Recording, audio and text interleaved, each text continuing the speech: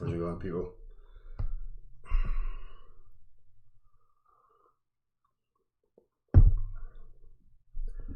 My head is busting with this stuff. Just bear with me here. I've got 14 million things opened at once. What are we all doing?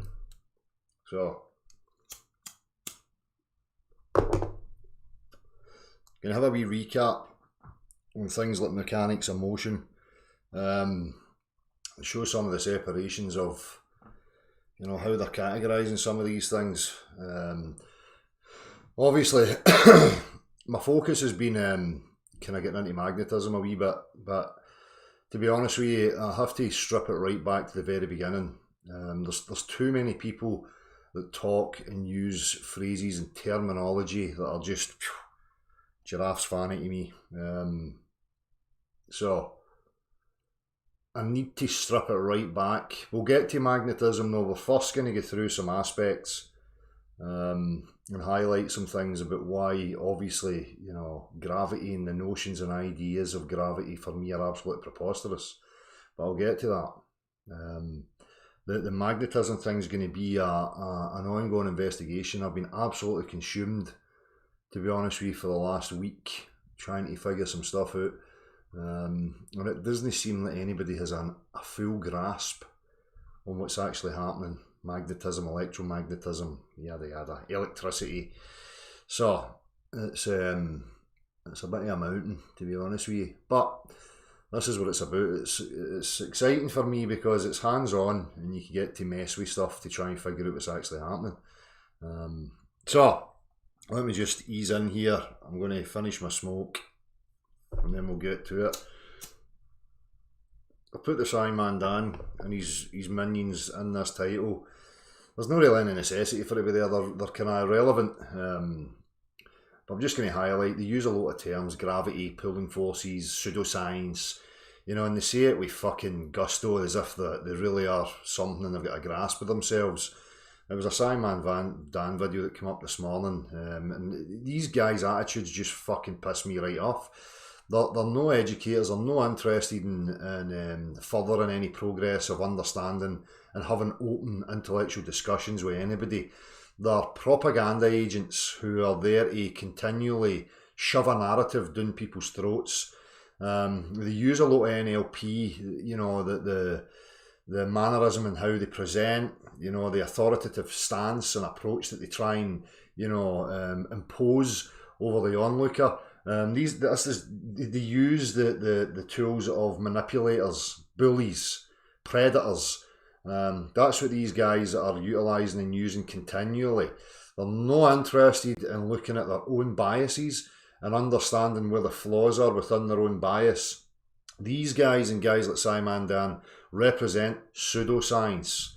Right? They don't separate, you know, the sciences, that being mathematics and the natural sciences. Now, for me as a layman, as a common man, practicality and mechanical practicality is how I understand reality. I don't understand my reality with fanciful words and language, okay? That's all secondary. And that's the problem I'm finding when I'm trying to discover things about magnetism. You know, myself, Marty, are probably going to mess a lot practically. But when I'm trying to learn a wee bit from a lot of these other people, they're away talking, you know, and at levels that I just don't understand, because I don't have a practical reference for a lot of the phraseologies, the words that they're actually utilising and using. So I have to try and piece that together so that I can then build a mechanical structure or a practical structure that I can, you know, maybe offer to you the relationship of these words and the practicality. Because right now I just see pompous morons. No, they're not all morons, I don't mean that, but a lot of them are pompous and running away with themselves. You know, I heard one guy, I think it was Ken Wheeler, saying he's tried to dumb it down as best he can, you know, and that's no good enough. And I'm like, well, that's just the way it is for some people. You know, again, I'm a practical guy. You know, it was the same when I was learning guitar. You know, somebody could sit and try and waffle theoretical jargon at me all day. It was absolutely useless to me. I couldn't take the image or the word unless I had the practical. something to ascribe it to, and it was the practical that set it in stone for me, that allowed me to understand what these people were actually talking about. So I'm always looking for that, and I'm always looking to break it down to the simplest form that I can in order to show maybe to you, maybe somebody else that's at the same level I am in regards to linguistics, you know, grammar, because, you know, a lot of it I don't understand. And I'm going to openly admit that. This is not about being a pompous, you know, pseudo-intellect, projecting yourself out there as if you've got the answers to everything and a be-all and know-all. That's not going to resolve this. That's why we're in this situation. We've got a hierarchy of priestly-like, you know, intellects, fucking wallopers as far as I'm concerned, who spew and waffle jargon continuously, and it just goes over the head of the majority. So, I can't be bothered with any of that. If any of these people are interested in real progress, I'm willing to learn. I'm willing to listen and look at practicality and demonstrations for what it is they're trying to assert, or, you know, a practical reference for the use of the language, the grammar that they're using. So, hopefully it'll help some of you. Because a lot of it, it's just talk and not enough practical. And in regards to magnetism, I can understand why. Because it's something that you can't see, touch, taste. You can only mess with effects. So I've got, you know, is it Eric Braithwaite or Laithwaite, you know, he's got some analogue, you know, visual, mechanical representations of what he thinks going on. And I like that type of thinking. That works for me. That helps me to maybe visualise or try and understand further what's actually going on with some of these things. But looks sunny up in Scotland, aye. It's fucking pissing down constantly, man. Please don't start me on the weather because it's a fucking nightmare. Well, I had 2 days of 24 degrees or something, aye, but it's fucking overcast. I've counted so far, I think, 4 days since the start of the year where we've had no clouds in the sky.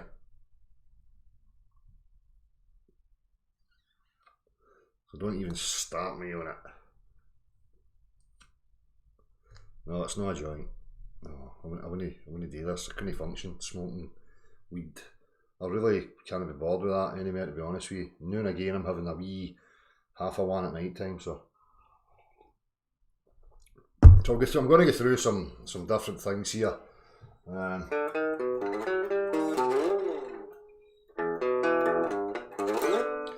Forget about that, because my head's too focused on this, right? I'll get with it. I'm going to get a wee smoke happening. See how these are before we get into any of this.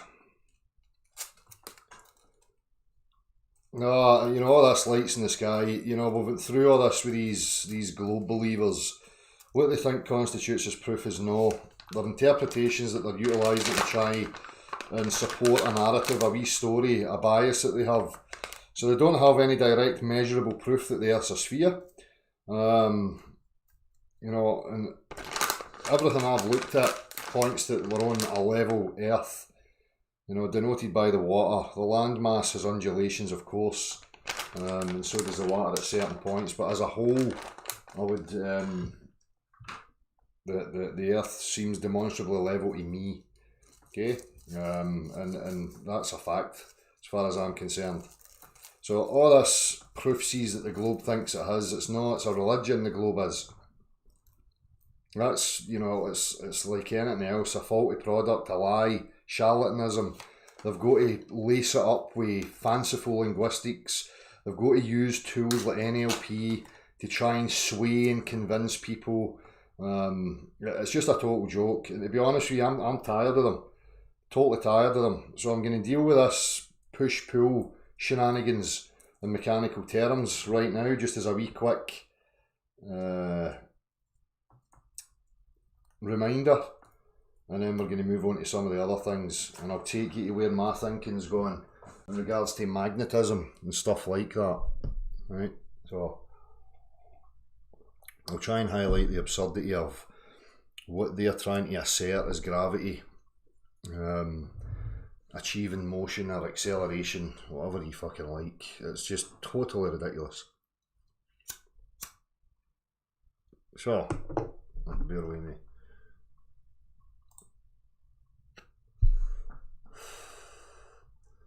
I will be tilting the camera using a pen and some paper. You're just going to need to bear with me. As I say, my head is scrambled.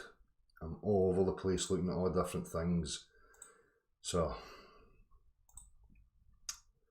I've got this thing here, siphon in a vacuum, video that somebody had sent or posted. I'm going to leave that to the side just now, but obviously it's something that I have to look at and try and understand what's actually going on with this wee test setup. Whoever you were, I can't remember who it was that sent me that or posted it, whatever. Siphon in a vacuum. We'll have a look at that. We'll maybe get through some of this and we'll get to that at the end up. So anyway, how are you all doing? Here we go. Nikon FX, Luke Marshall, Nicholas, Phil Jones, Neil, Ian, Alfredo Barragan, Mason B, Tony T, Anton Zanderlevey, Martin Haley, Mr. Golden V, Tracy Storier, Bates, Jack Stander, Boris Chops, R Green Dyslexic, how he's doing, Mick Bailey, Bates 60, FPV, Blood of Stickle and Water, how you doing, Mason B, Luca Graham, how's it going, Roberto Reeves, how you doing mate, McNapa, Neo Human Eve, Eric McNairn, beyond the magic curve, even globalists say that electromagnetism is 40 orders of magnitude greater than gravity, yet Professor Dave says we invoke the magic of magnetism, they're projecting. Well, I think it's them, you know, theirs is built off of a kind of faulty concept of what magnetism is, and then they try and assert gravity is something like it, you know, and it's, we're going to get to this, you know, in regards to motion being created upon objects, I'm going to highlight some of the total absurdities that for me are just ridiculous. You know, for me, again, mechanically, I have to understand things and I can see what's happening in regards to motion being created by applied pressure. That's how things move, right? What I understand and what I know about my reality, things are moving by applied pressure. There's no such thing as a pulling force. Pulling's not a thing, right? It's a descriptor of bringing something closer to something else. The mechanics, the physicality of how to achieve that is what we're interested in. So anyway.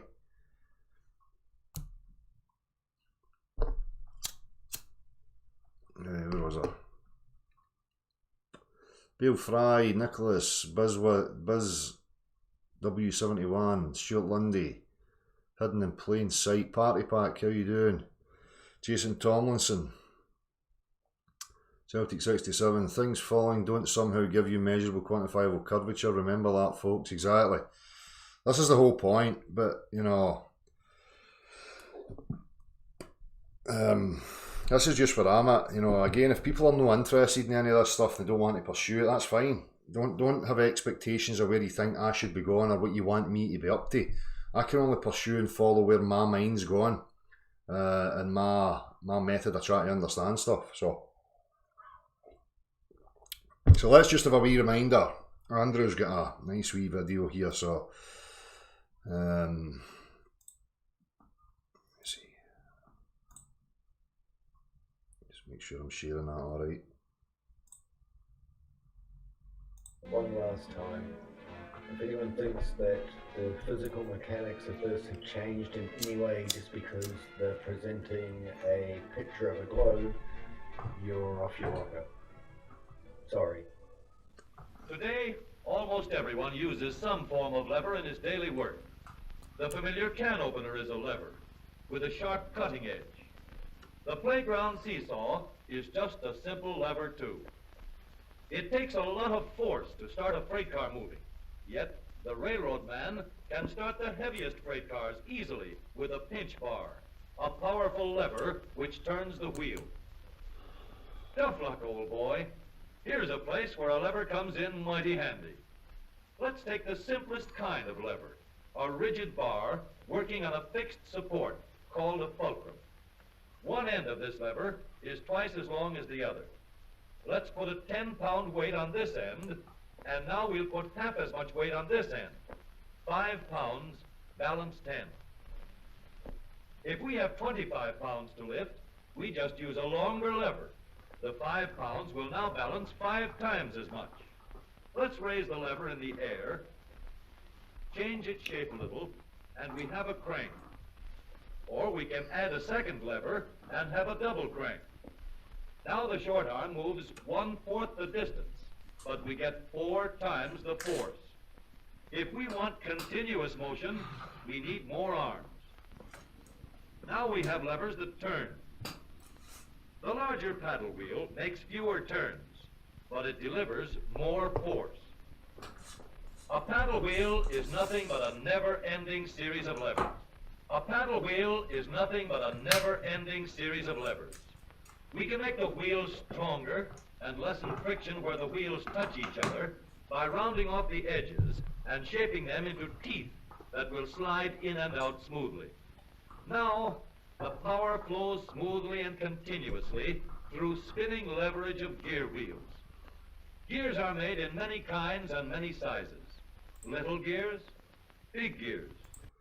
So in every case, you know, again, you've always got a lever or an inclined plane, you know, in motion and achieving motion. We understand that something has to press against something else in order to achieve that, right? So I don't feel as if we really should need to get right over that over and over again. Surely people should have understood that by now, right?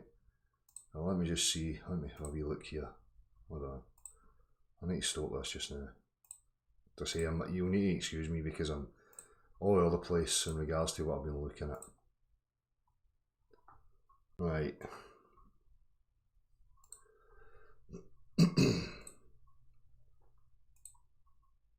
Bear with me.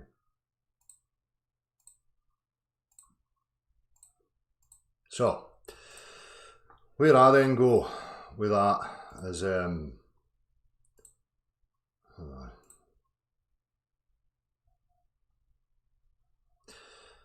And it's interesting as well, you know, that guy Ken Wheeler, you know, he seems very articulate in certain aspects, and although it's just jargon to me, you know, I heard him making a comment along the lines of, where is it?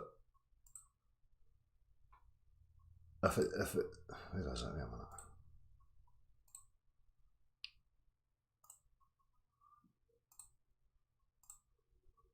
Wait a minute. And is reciprocating, returning to the other side if this were the other side, and returning centripetally.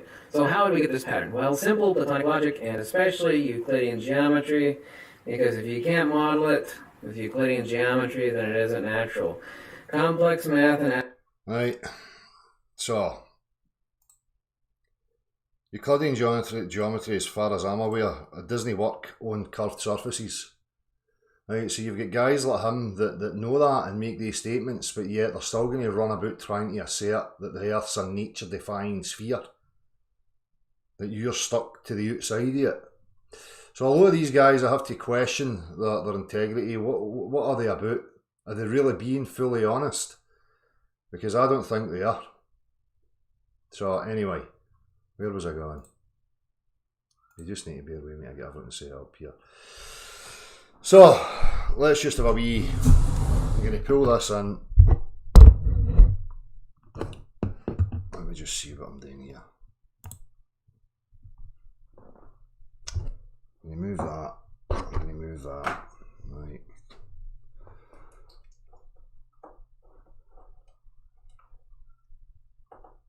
Right, so hopefully, fuck's sake. Hopefully that's still working. 1, 2. Geez, I got a fright there. So, I'll just use this part of paper. Fuck it. So we understand that something has to apply a pressure to something else in order to make it move 100% of the time.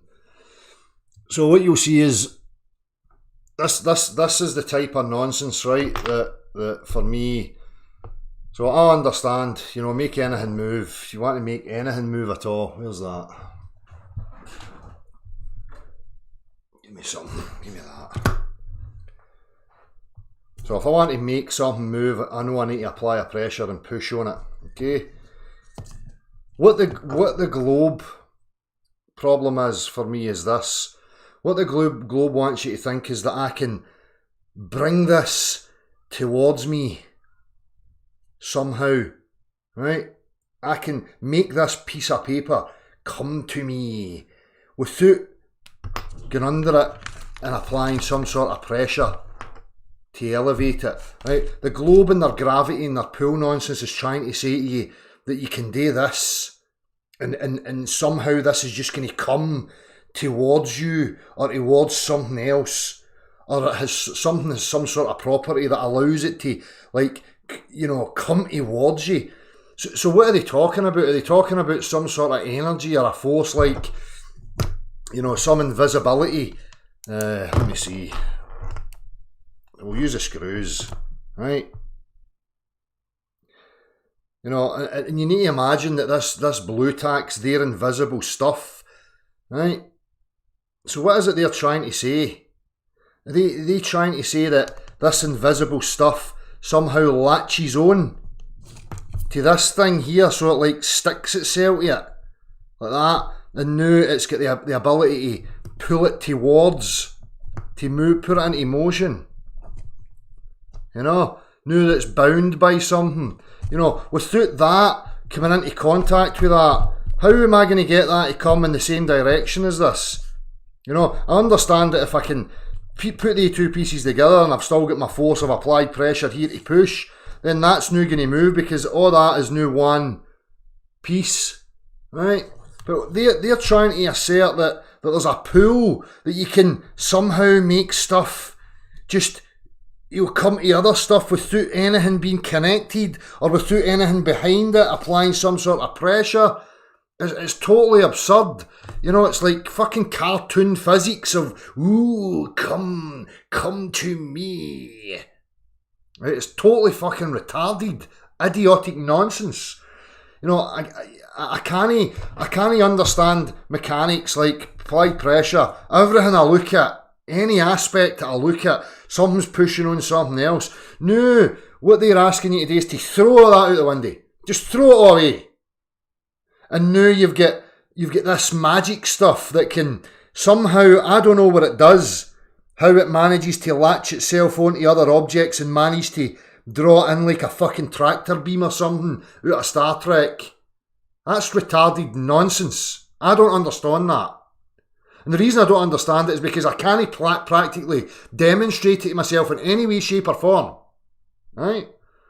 But then they're going to say, magnetism. Magnetism's an attractive. So we're now back to the same principles again. I have to throw out all my understanding of practical knowledge. Just sweep it out of the side because they want to assert that magnetism is this, ooh, come to me, without some sort of interaction happening. What are they going to say? Magnetism's the same. It's like invisible tentacles that's got like a glue on the end of it and it manages to stick it so that it can draw it in. It's ridiculous. So I'm going to show you a couple of wee bits and bobs.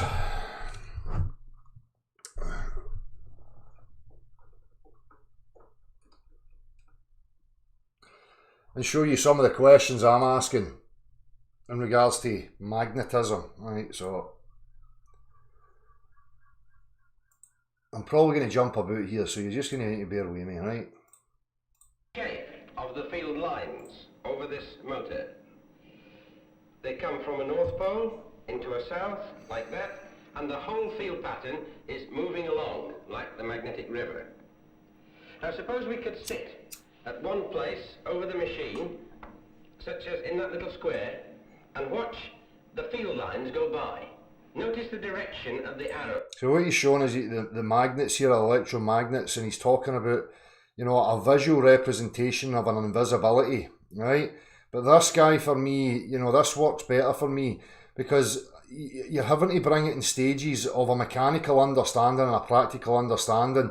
Now when we're investigating magnetism, electromagnetism, electricity, these things, you know, it works for me that it's going to be something similar. I can't just throw out all my understanding and start lending faith to, you know, cartoon, nonsensical physics, right? My understanding and my knowing that I can demonstrate to every single one of you and you can demonstrate to yourself is that applied pressure is required in order to achieve motion of stuff. Okay? So what he's showing you here is basically like a ratchet. I think he's going to show that soon. I'll play it. At the moment, the field is to the left. Now it's upwards, to the right, downwards, left, up, right, down. So it's left, up, right, down. And the rotation, you see, is clockwise, which is to say, rolling backwards. So the whole machine behaves like a mechanical rack and pinion, in which this is the field and this is the rotor. And here is the action. So again, if you watch that, depending on what way he's going to apply the pressure, whether he's applying pressure to draw it back the way or applying pressure to take it that direction, what you notice, if this is gone in this direction, you can see what happens. The inner portion here is going to connect to there and it's going to apply a pressure and push it in that direction. Okay, now the same again when he goes back the way. If it goes back the way in this tooth here, the applied pressure is going to be in the inside here and it's going to push the lever run in that direction. Well, of course, mechanical things are easy to understand. But when we make it magnetic, it's a little less obvious. But we put in a row of horseshoe magnets and the action, as you see, is very similar indeed. So obviously there's non-contact here. Right, so let me just show you this. Hang on. This here, you know, types of forces, contact, interactions between objects that touch. Right, apply force, spring force, drag force, friction, blah blah blah. Now they're listing them as non-contact forces. So this is where it's like mystical, magical, woo-woo. Right, but for me the same thing still has to be there. Just because it's something you can't actually see. Right? I'm not going to throw all this stuff out here when we jump into this to start asserting that something totally different's going on.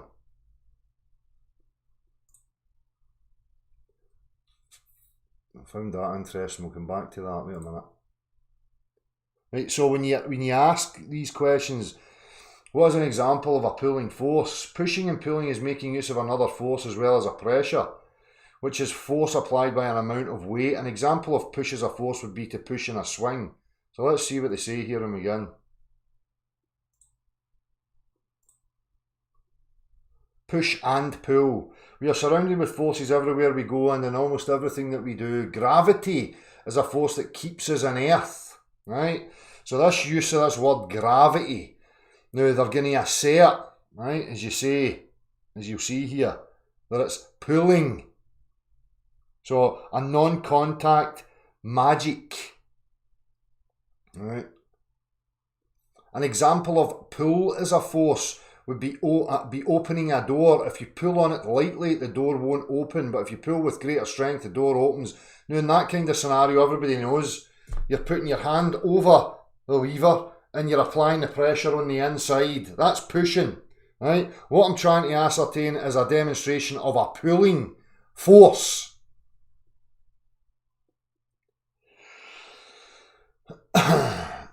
An example of pressure as a force is when you push down on a pile of grapes, the weight squashes them. Now for me, these examples that they're giving are the same thing. They're applied pressure, but they're interchanging, they're using language, which again, as I've pointed out before, gives people a faulty understanding of the mechanics of motion and how things are happening in their actual reality. So, let me just come back here. Where was I?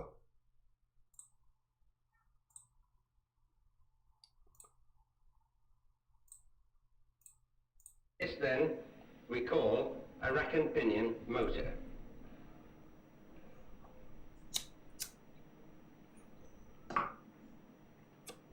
So just because there's no like physicality like before, when you had the rack, you know, actually pressing upon the other lever, the cog, right? Here, it's the same thing. It's just a different energy, if you like. I don't even want to use these terminologies, but for me, it has to be the same application. You know, the practicality, the mechanics have to be the same. You can't just start invoking, you know, not something, no, you know, something that doesn't touch on something else. There's no other examples, you know, that would even suggest that's in any way, shape or form remotely possible. But yet people want to assert attractive forces when it comes to magnetism. Now, in the linear motor, a row of electromagnets effectively replaces the row of permanent magnets. And instead of the many-toothed wheel, I'm going to use a very simple wheel with just 2 teeth. When I switch on the motor, the wheel spins. And if I disconnect one of the wires to this motor, I can stop this travelling field dead. Like that. And now we can see the shape of it. So notice the use of language here again, a travelling field. So just like a river, you know, like, you know, everybody understands that, you know, a river flow will push the wheel so that you can generate friction that's going to give you what you call electricity, you know, a dynamo, whatever you like. You know, when he's demonstrating these things, to me, it appears to be the same, only there doesn't appear to be a contact, right? Like a physicality contact, like a metal on metal, or wood on wood, or metal on wood, or, you know, some sort of solid or, you know, material interaction. There is the field shape. If I draw the wheel slowly along the surface, you can see the rack and pinion action in slow motion in the stationary field. Now if I reconnect, I shall start the field moving again and spin the wheel. Now the rotary version of this machine is what drives an ordinary electric clock. It has a toothed wheel which moves inside a set of teeth on the stationary part. When I switch it on, there is a clock motor.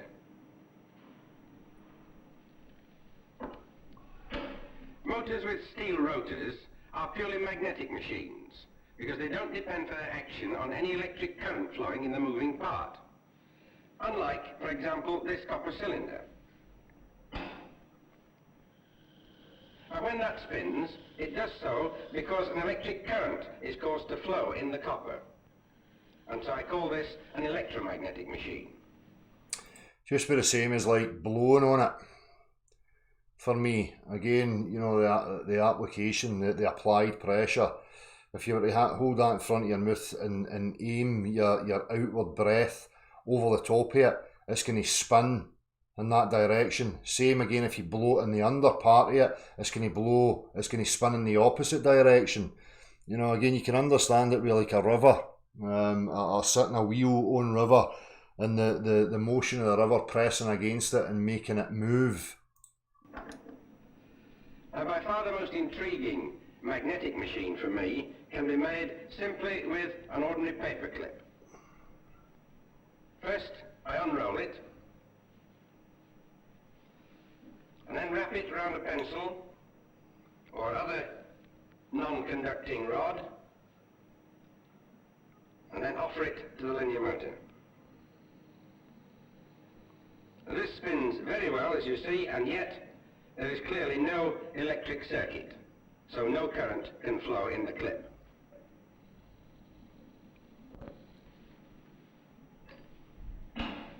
Now I want to distinguish very clearly between magnetic machines and electromagnetic machines. Both types are used extensively, both in industry and in the home. A washing machine, for example, uses an induction motor, which is an electromagnetic machine. Electric clocks, as we've just seen, are magnetic machines. Now, magnetic machines get better as they are made smaller, whereas electromagnetic machines are better as they are made bigger. This last fact I can prove to you. So I'm going to come back to him, right? But again, just to highlight, or maybe wait, I find this here.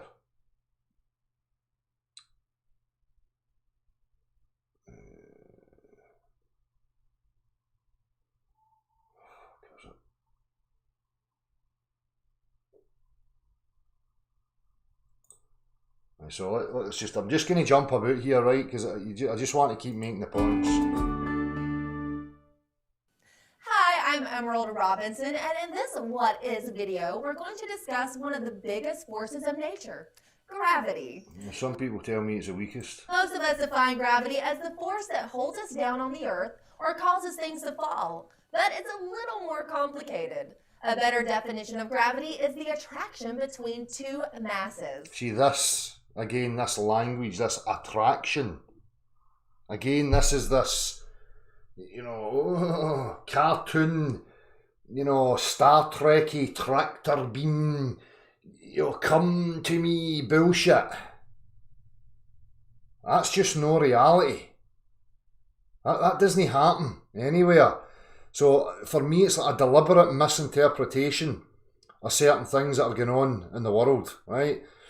Attraction between two masses and all this stuff, like it's got some power to put out invisible tentacles that can latch on and fucking bring it towards it. It's buffoonery. Total and utter lunacy. These people, as far as I'm concerned, are lunatics, right? Mentally ill, you know, willfully mentally ill retards. Again, I'm going to continually invite them to come here and demonstrate to me a force known as pull. Show me it. Don't just keep saying magnetism. There is no definite, defining, you know, practical layout of what's actually happening with magnetism. It's only interpretations and people trying to create analogue visual representations of what they think's going on. The point is, I'm going to keep reiterating, is why would I look at every aspect of my reality, understand applied pressure being the cause of motion and acceleration, then jump into magnetism and just throw all that away and start thinking, you know, Star Trek-y, that you can just, you know, use the power of my mind, I can bring the fucking ashtray towards me. Crackpots. Every object in the universe, from the smallest atom to the largest galaxy, is made of matter. The amount of matter in something makes up its mass. Things that have a lot of matter in them have a high mass and a high gravitational force or pull. Again, I'm sick of these people using that word, pull. More mass in an object means it has a greater attraction to other objects. The gravitational... So if they're not talking about it like this, you know, they're using representations. Everybody's seen the lycra, the granny pants stretched over a drum, and they put a weight in it that causes an inversion, you know, a decline, right? And then they throw stuff in there, and they're trying to utilise that as a visual representation of the warping and bending of space-time. That's not a thing either, right? And there's physical mechanics to what's actually happening in the lycra situation that conform to the laws of motion, right? Without any mystical woo-woo being attached to it. You can see it if you spin your finger in a body of water, right? And you create a whirlpool and you put a feather in there, you'll see that it's pushed by the force of the water coming behind it that's going to take it into that central region. So that for me, they're mixing up visual representations and trying to superimpose them onto this idiotic worldview of cartoon physics, right, that supports this mathematical concept known as the globe and heliocentrism. The force between two objects also depends on how far apart they are. But that type of whirlpool thing, or I'm going to use a water jet engine, you know, as for me, an analogue visual representation of where my mind's gone with this repulsion and attractive aspect of a polarised magnet, right? And I'll show that in a wee second. So let me just get through this. The closer two objects are together, the stronger the gravitational force is between them. How do these things affect us? You and the Earth's So again, you know, it's here like these two things are somehow able to, you know, have an effect, you know, create a motion upon each other that brings them together, right? Like non-contact, it's mind-numbingly fucking stupid. Force is between them. How do these things affect us? You and the Earth both have mass. Therefore, you pull on the Earth, and the Earth pulls on you. However, the Earth... There it is again. The Earth pulls on you, and you pull on the Earth. There's no such thing as pull. It's not a force. It doesn't do anything. All motion, the wee guy walking across the nonsensical curved body of water, is applying pressure in every single sequence of action in order to achieve motion. Earth's mass is much, much larger than yours, so its gravitational force is enough to keep you down on its surface. When you jump, you push away from the Earth. But because the Earth's mass is so much bigger, its gravitational force pulls you back down. Astronauts on the moon experienced about one... See what I mean about how laced it is?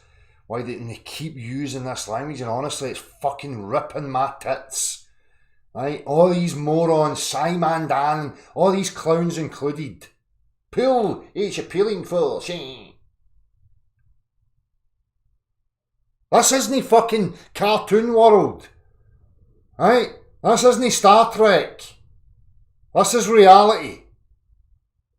Yet these people are being let to run about using this wordage and painting false images in people's minds and children's minds. Impressionable. Sixth the gravity they felt on Earth. This is because the moon has a smaller mass than the Earth. Gravity is also why we weigh less on the moon, since weight, in pounds or kilograms... See what I mean? This is just some daft bimbo that's probably reading from an autocue. She doesn't have a clue what she's actually talking about here in a certain, making all sorts of idiotic statements about what happens on the moon. Because, you know, the majority of people think, oh, we went to the moon because I've seen it on the telly. And now I'm hearing statements that people think are a rebuttal, or, you know, lends credence. Oh, it'd have been harder to fake going to the moon than it would actually to go. Depends on the She's force. not been anywhere, and neither is the 99.9% of the people who make these very same statements. Of gravity on an object. Gravity even holds the Earth's atmosphere in place, causes the ocean's tides, and keeps the moon and planets in their orbit. I've asked this question before to some clever people. So has gravity got like invisible tentacles that's, you know, attached to everything? And it's got like, you know, extendable fucking arms that's, you know, drawn things in. I mean, just like I showed with the two screws.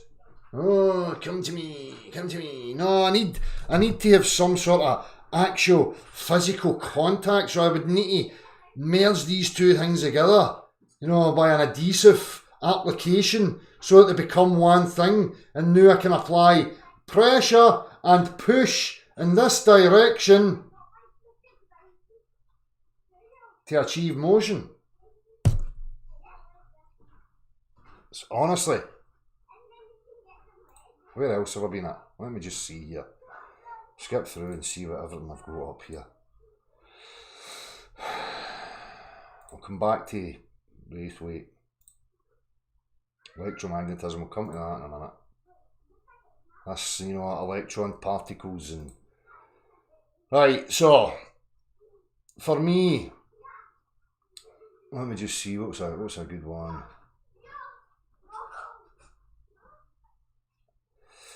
So, a sort of visible representation for me, I'll just smash sharing this.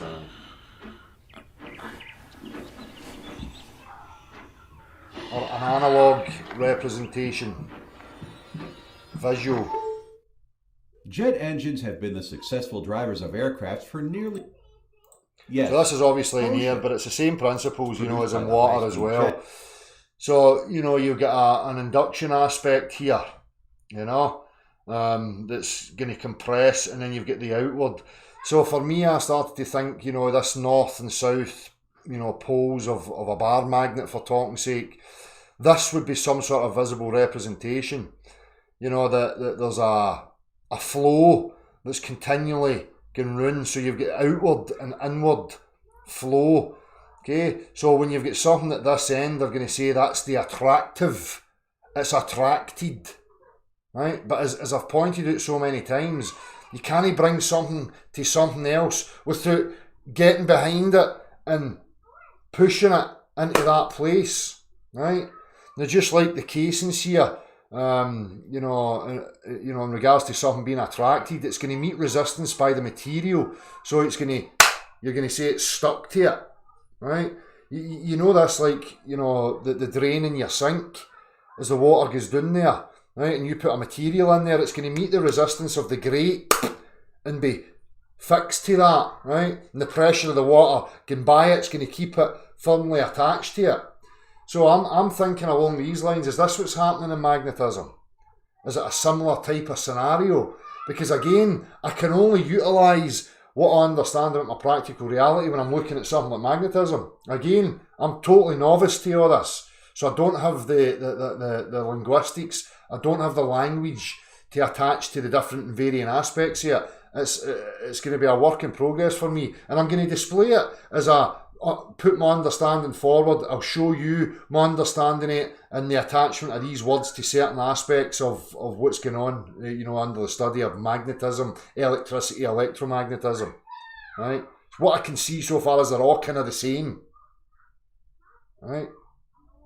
So my mind has to go in this direction, because it's, you know, keep making the point, you know, it's coming to me, it's coming, oh.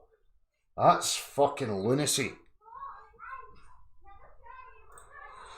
Right, where else was I? That's the types of magnetic motors. You know, I've showed you, you know, the Eric Lathwaite. Aye. Where is it? Right, let me get Julius Sumner Miller, because this was another one for me that kind of backed where my thinking was going. Right? That, you know, let's just have a wee look at this. As I was saying about the, you know, spinning in water and creating like a vortex, you know, so that if you put anything on top of the water, it's going to get pushed into that region. Okay?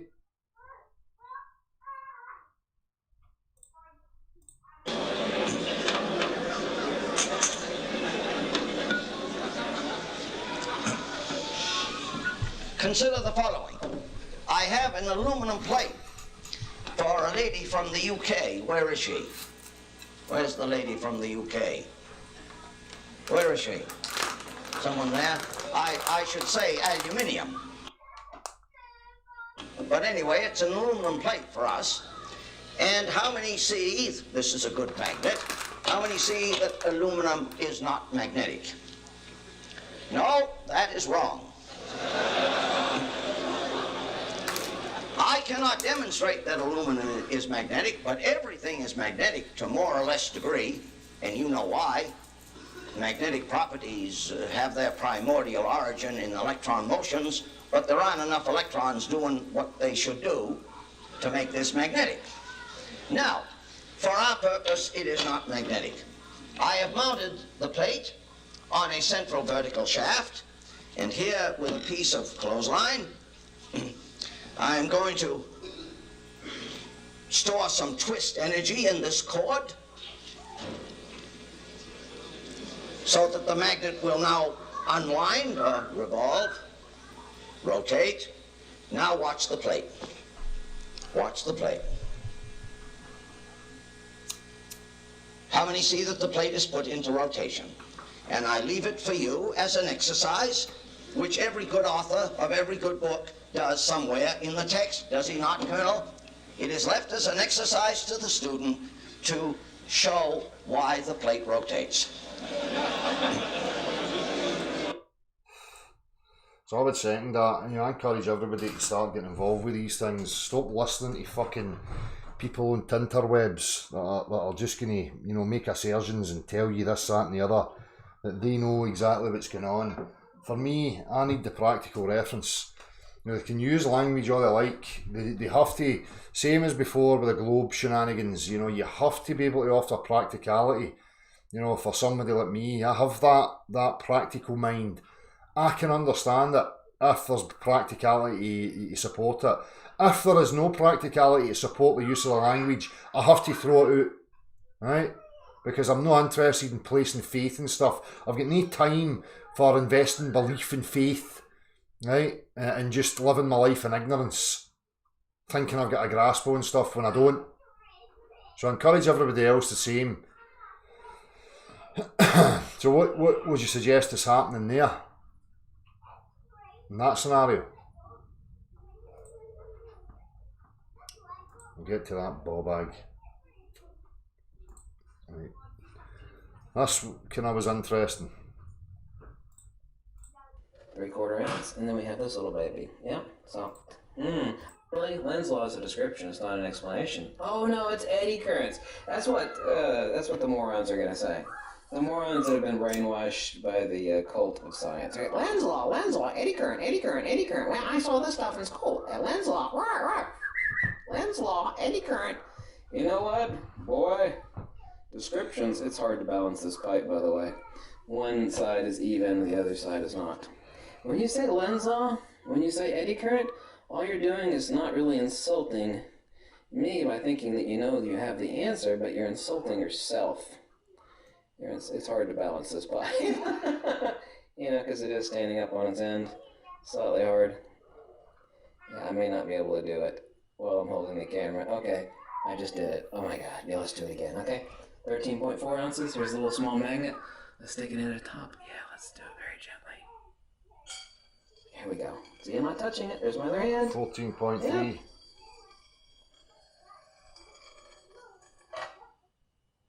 There we go.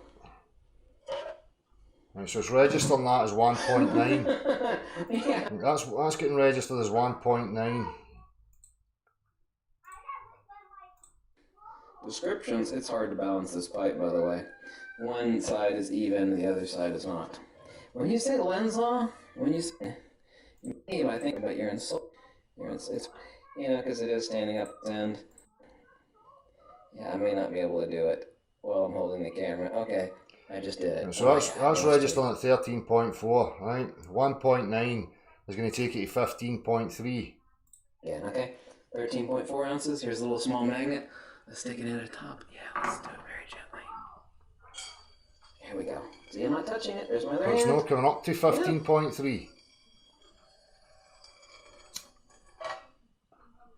There we go.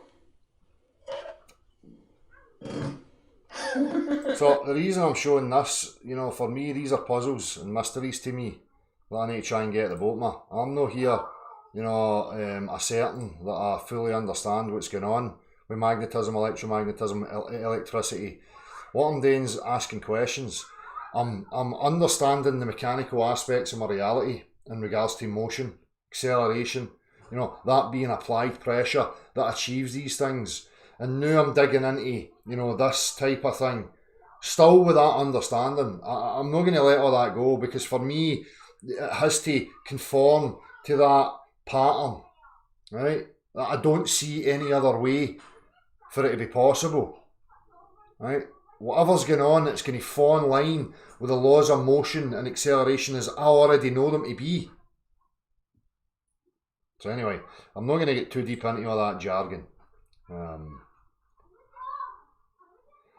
Again, I can go back and talk about weight. You know, we'll go back to some of that.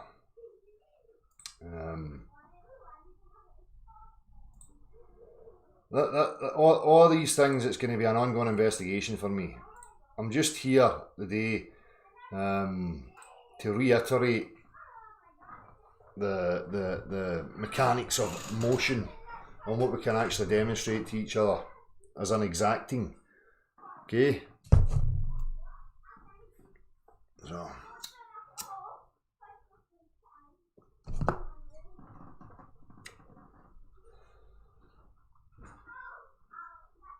See, this is the thing, Gleam. See the electrostatic field resistance and that. To be honest with you, I'm not going to bullshit anybody. All that stuff's jargon to me right now. It's never an avenue I've ever pursued in my life. Okay? I was mechanics as an apprentice. I was always mechanically minded. Electrics, magnetism, these things were never on my radar. So, you know, electrostatic field resistance and dielectricity and all that stuff is things that I'm still trying to piece together. I've got to have something to attach each one of these names to. I need some practical reference, something that I can demonstrate to myself so that then I can build an understanding and get into the discussions and maybe have a discussion with somebody like yourself when you're mentioning these things. Right? Because right now, I don't have a fucking clue. But that doesn't negate that I have the ability to understand it. And having a capacity to understand the laws of motion in regards to mechanics, applied pressure, right? I'm going to carry that forward into this because you can't break that. I don't care that it's fields, magnetism, electrostatics.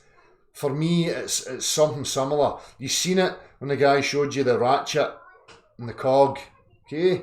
Where it appears to be no contact between the two, no physicality of contact because you can't see it, right? But when they're showing you the demonstrations, it appears to me that that's exactly what's going on, only with some other type of, you know, energy, whether it be electrostatics or whatever.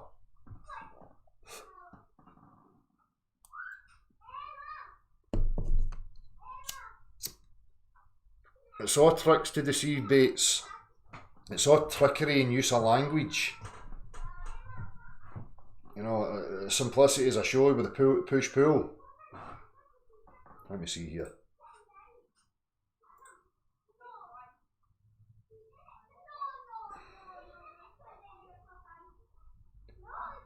So in this scenario, this again is why I done that video of why it makes more sense.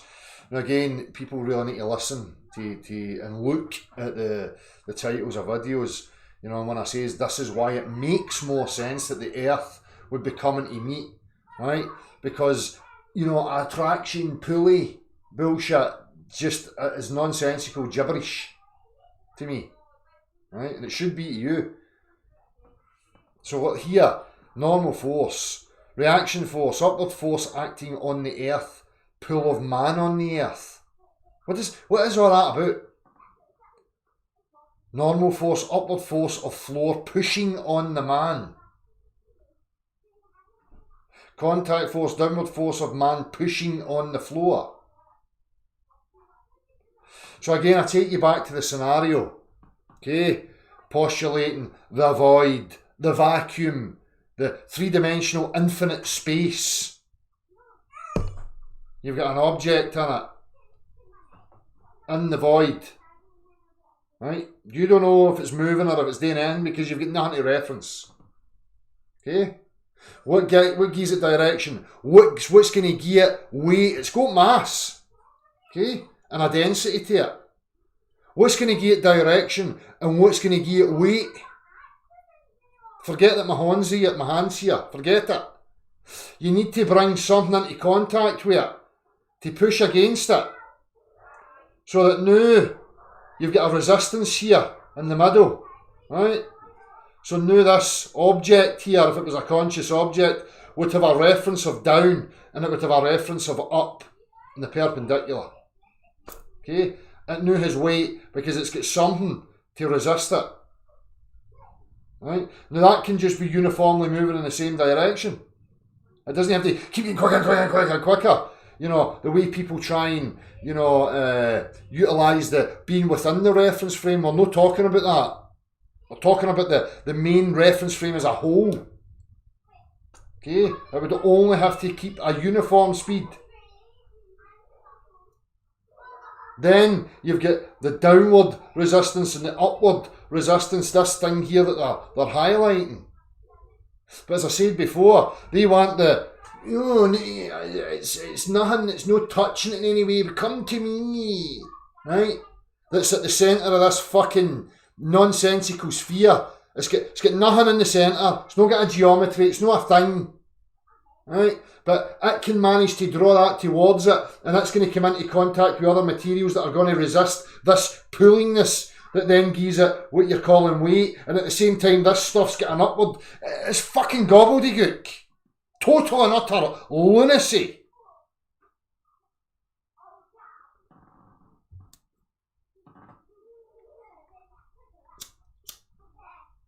So again,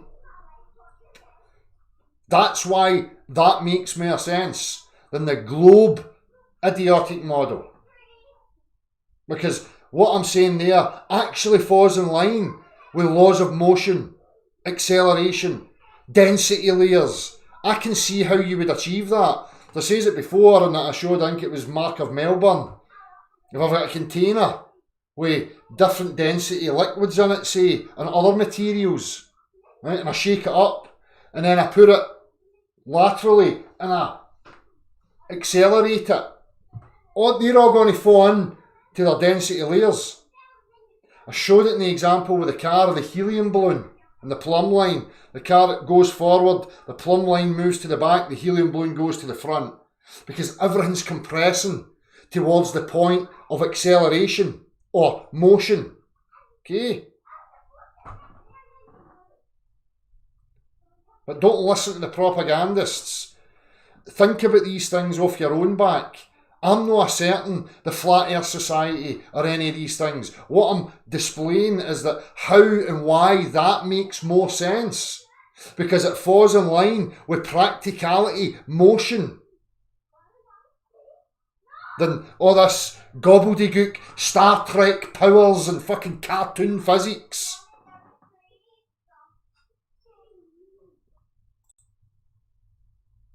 Again, going back to this. Non-contact forces. That to me just means that there's no like metal on metal touching, like a spindle and a cog or whatever, or a lever. Right? But it must be the case in regards to magnetism. Only it's a different material. It's not manifesting as a gas, a liquid, or a solid. But I don't have the language for it yet. But I'm pretty confident that the further I dig into this, it's going to fall in line with what I've shown so far. No such thing as pull. A pulling force does not exist.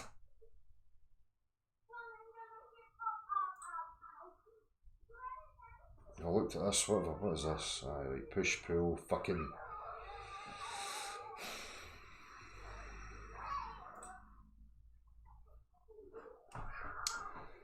Push and pull forces with parachutes. We learned about push and pull forces by testing our own parachute models. Getting a feel for our push and pull forces that our parachute models would later be subject to. What are push and pull forces? An example of a push force is one person pushing on another person backwards. Applied pressure. Coming into contact with something else. Right? Or in a parachute situation, the force of air resistance pushing up from the beneath the chute itself. An example of a pull force might be gravity itself. So every time I type this in and I'm searching a list of pulling forces, the only thing that's ever coming up is gravity. So on every other example, every other possible scenario you can offer, it's an applied pressure. But they want you to know that gravity's got pull aspects to it. It's gibberish. Total and utter lunacy. And anybody that keeps asserting it is a fantasist. A total lunatic. Scimandan, conspiracy cats, mainstream science, all these morons that are regurgitating and repeating all this stuff are loonies. They've been infected by mental illness. And they're running about perpetuating it, by saying it and asserting it. And it doesn't matter, you can highlight it and point it out to them. They still go, tug of war, magnets. They don't want to learn. They don't want to adapt and move on. They're hell-bent on keeping people in a false understanding of their reality, propped up by cartoonery and Star Trek.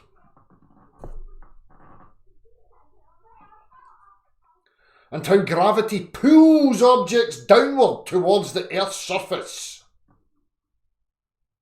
Again, no other example of a pulling force, but gravity, magic gravity, and the Earth's too big and all that stuff.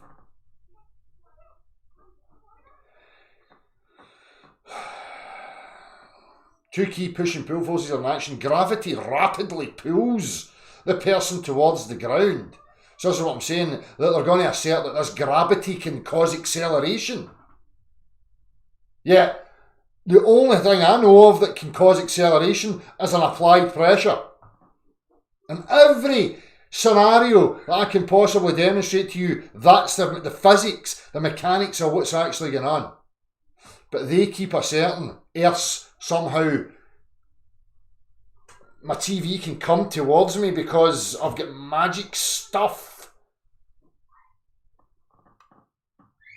I know I'm going to keep fucking battering at this.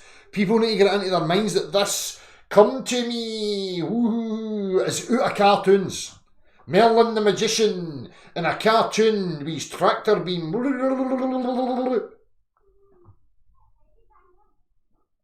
Does the gravity and the tractor beam latch onto the front of you so that it's you're now an extension of it, so it can now retract and bring you towards it? Or does it get invisible tentacles that wrap round the back of you and then push you for the back?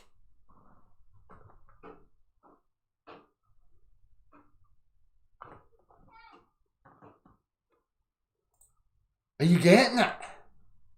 Please understand that the absolute lunacy of what these people are asserting and trying to claim.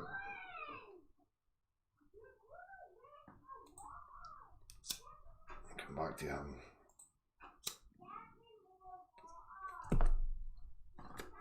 So we're digging into some of this stuff and having a look at these people and some of their works. As I say, it's going to be, progressive. As I say, I'm by no means an expert. And you need to stop pretending that you are. And some of these people who may have a bit of more advanced understanding of the language really need to wind their neck in. Right? Because this pomposity of thinking you're something superior to everybody else is the cause of this hierarchy and this bullshit where, groups of priests are allowed to fucking bullshit and lie to children, giving them false and warped understandings of their reality. So everybody needs to wind their neck in a wee bit.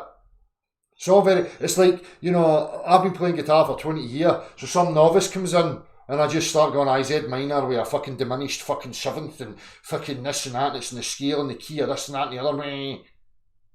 You're a moron. No, I need to bring it right down to baby steps, increments that they can understand, and then apply what I'm saying to them to the practical reference, and then they'll get an understanding of it.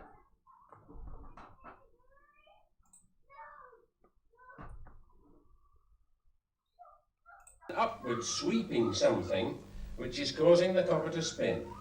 And we call that upward sweeping something a travelling magnetic field. So again, just to show you the visual. And the copper begins to spin. And if I so like I was saying about the flow of water, or blowing air, as a representation of what I see happening here. On the other side, it spins the other way.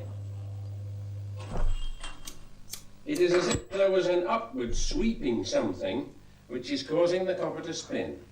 And we call that upward sweeping something a travelling magnetic field. Now, this is a row of electromagnets arranged deliberately to produce one of these travelling... Hold on, because this was interesting. The ring thrown high into the air. If, without switching off, I put it back, and it floats. But notice it never floats level and in the centre. It always has to lean on the pillar, just like the permanent magnets did. If I put a thinner ring on, it doesn't float quite so high. Thinner still, a lot lower down. And if we go to the ultimate and cut a ring from kitchen foil, is also aluminium. That doesn't float at all. But unlike Which to me is totally bizarre. our permanent magnets, if we now add some more rings, we shall begin to see the whole lot lift. Remember, with the permanent magnets, the more magnets we put on the top and the smaller was the lift, and in this case, the more the rings, the higher the lift. Put the thicker one on, thicker still, and up it comes right to the top. So they're being attracted to each other by way of woo-woo fucking cartoon physics.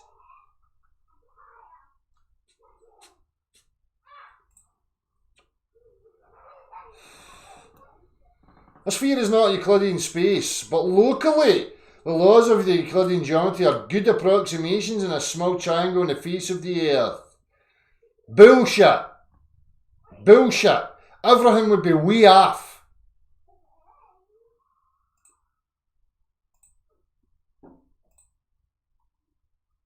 Right. Don't need that. Don't need that. We'll get to this sniffer. So again here, this was a, I need to understand this a wee bit So further. they produce a backward force on the rotors, which is really a backwards torque. And that's why the rotors on alternate corners have to spin in opposite directions. Oh, for fuck's sake. Because otherwise they would produce a net spin and turn the whole machine in one direction. This way, they cancel out. This principle has been used to achieve levitation in everything from maglev trains to hoverboards, and it's being considered as a means to make the Hyperloop, a superfast system for transporting people and goods through tubes at very low pressure. But instead of spinning the magnets, the vehicle's motion itself would cause the So here again, this visual representation. If you see it, it's like, rods coming out and pushing, or the opposite, the rods coming out and pushing against the object to propel it in whatever direction. magnetic field to change in the conductive track below. So in the future, You can see the motion of that. It's almost like, an animal running. Instead of spinning the magnets, the vehicle's motion itself would cause the magnetic field to change in the conductive track below. So in the future, you think this is going to be how we travel? I think like ongoing.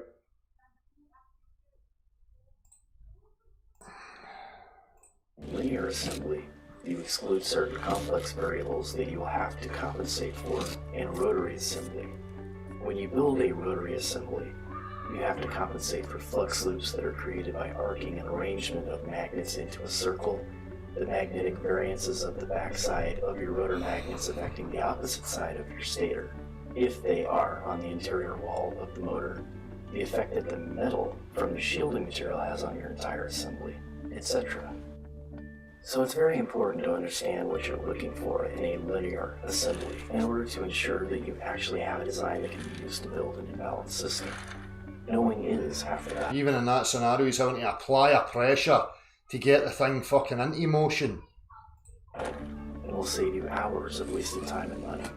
If you pay close attention to what I'm about to share with you, you will fully understand how to spot a design that can be used to build a working magnetic motor based on this design type.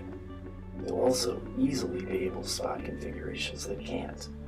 You'll be able to easily distill through designs that other people poke. So take note of some of these things because people should get in about them. I was listening to him again, does an electron particle exist? And he's citing a lot of these people as saying no, they didn't. Right? So again, for me, I need to get into it. An electrostatic force and all this stuff. Again, wait a minute. Don't need that. Cheers, Andrew, for that, mate. So, again, the whole point here was just to demonstrate that pull doesn't exist as a force, right? Pull's not a thing that can achieve anything. If I want to move anything, make a machine, a car, wind, any of these things is all applied pressure. Something impressing on something else to achieve what we call motion. So, are we going to see the intellectual honesty for these people? Or are we going to just keep seeing them reasserting continually that gravity is something that can pull stuff, can accelerate stuff and create motion on objects by way of a pulling force? Or are they going to eradicate that nonsense and get back to reality, and let's start to unravel and actually find out what's going on with some of these things like electricity, electromagnetism, static, electrostatic?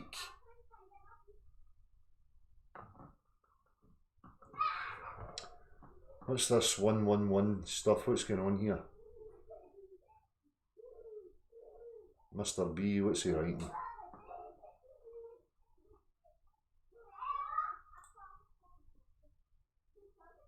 Aye, Mr. B, I'm looking at bar magnets.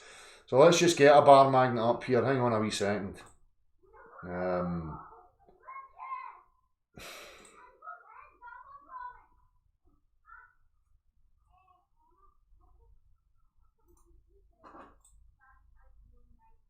Just bear with me a wee second here.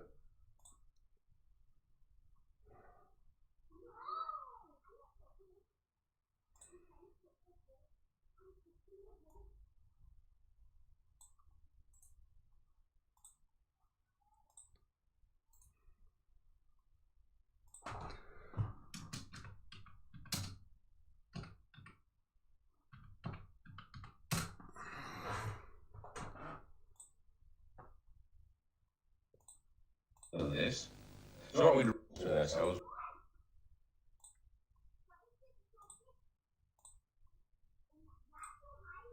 We don't understand them. You see, it's difficult things to understand. In fact, if we're absolutely honest with ourselves, we don't understand them. So if we're absolutely honest with ourselves, we don't understand them. Right? There's no exacting science or layout of physical mechanics that accurately describe for me what's actually going on here. You see, either end of a bar magnet will attract a piece of steel. But it doesn't follow that because it's painted red, it's a magnet. Because look. So again, you know, the visual representation is an inward flow, like the scenario I gave you of a water draining out your sink, or, you know, a water jet engine, where, you know, there's an inward flow and an outward flow, and that's what's causing that to go towards it. Because again, without anything like that happening, what you're saying that this is somehow bringing out tentacles or doing something that it doesn't ever have to come into contact with us in any way, shape or form to achieve that motion towards it. That's not supported by anything practical in any way, shape or form. It won't pick up that piece of steel, but this one will. So this one's the magnet. But the only real test between two magnets is whether or not, in addition to attracting each other, they will also repel when reversed. So just in that scenario, you can see that there's some interaction there, some sort of resistance that's happening that allows that pressure, the applied pressure, to happen. Right? So in the reverse, again, is it like an impression being made, like in water, like a spiraling whirlpool, or a tornado, or like the jet, the turbine that I was demonstrating, that's allowing stuff to flow in that direction, and that is being carried along with the flow and being pushed into coming into contact with that, and its material is the resistance that stops it going any further.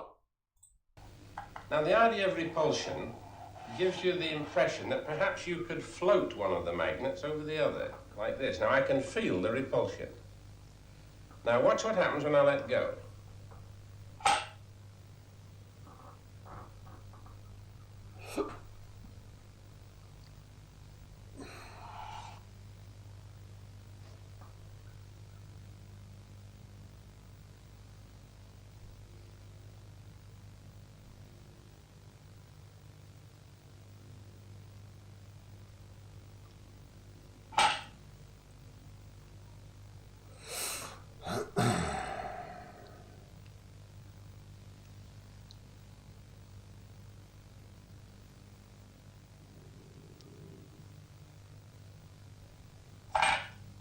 You see, it won't stay there. You get repulsive force, but we say it's not stable. Now, people have proposed this idea for suspending railway carriages over a track because it uses no power. But then you have to do something about stopping it falling off sideways. Now, we can make ring magnets like these. In this case, the whole of one side is a north pole and the whole of the other is a south. So if we get two of them, we can try and float one over the other. And again, you see, you get the lift, but we can't get the stability. Unless we put in a glass tube. And you get floating. Oh, isn't that just marvellous?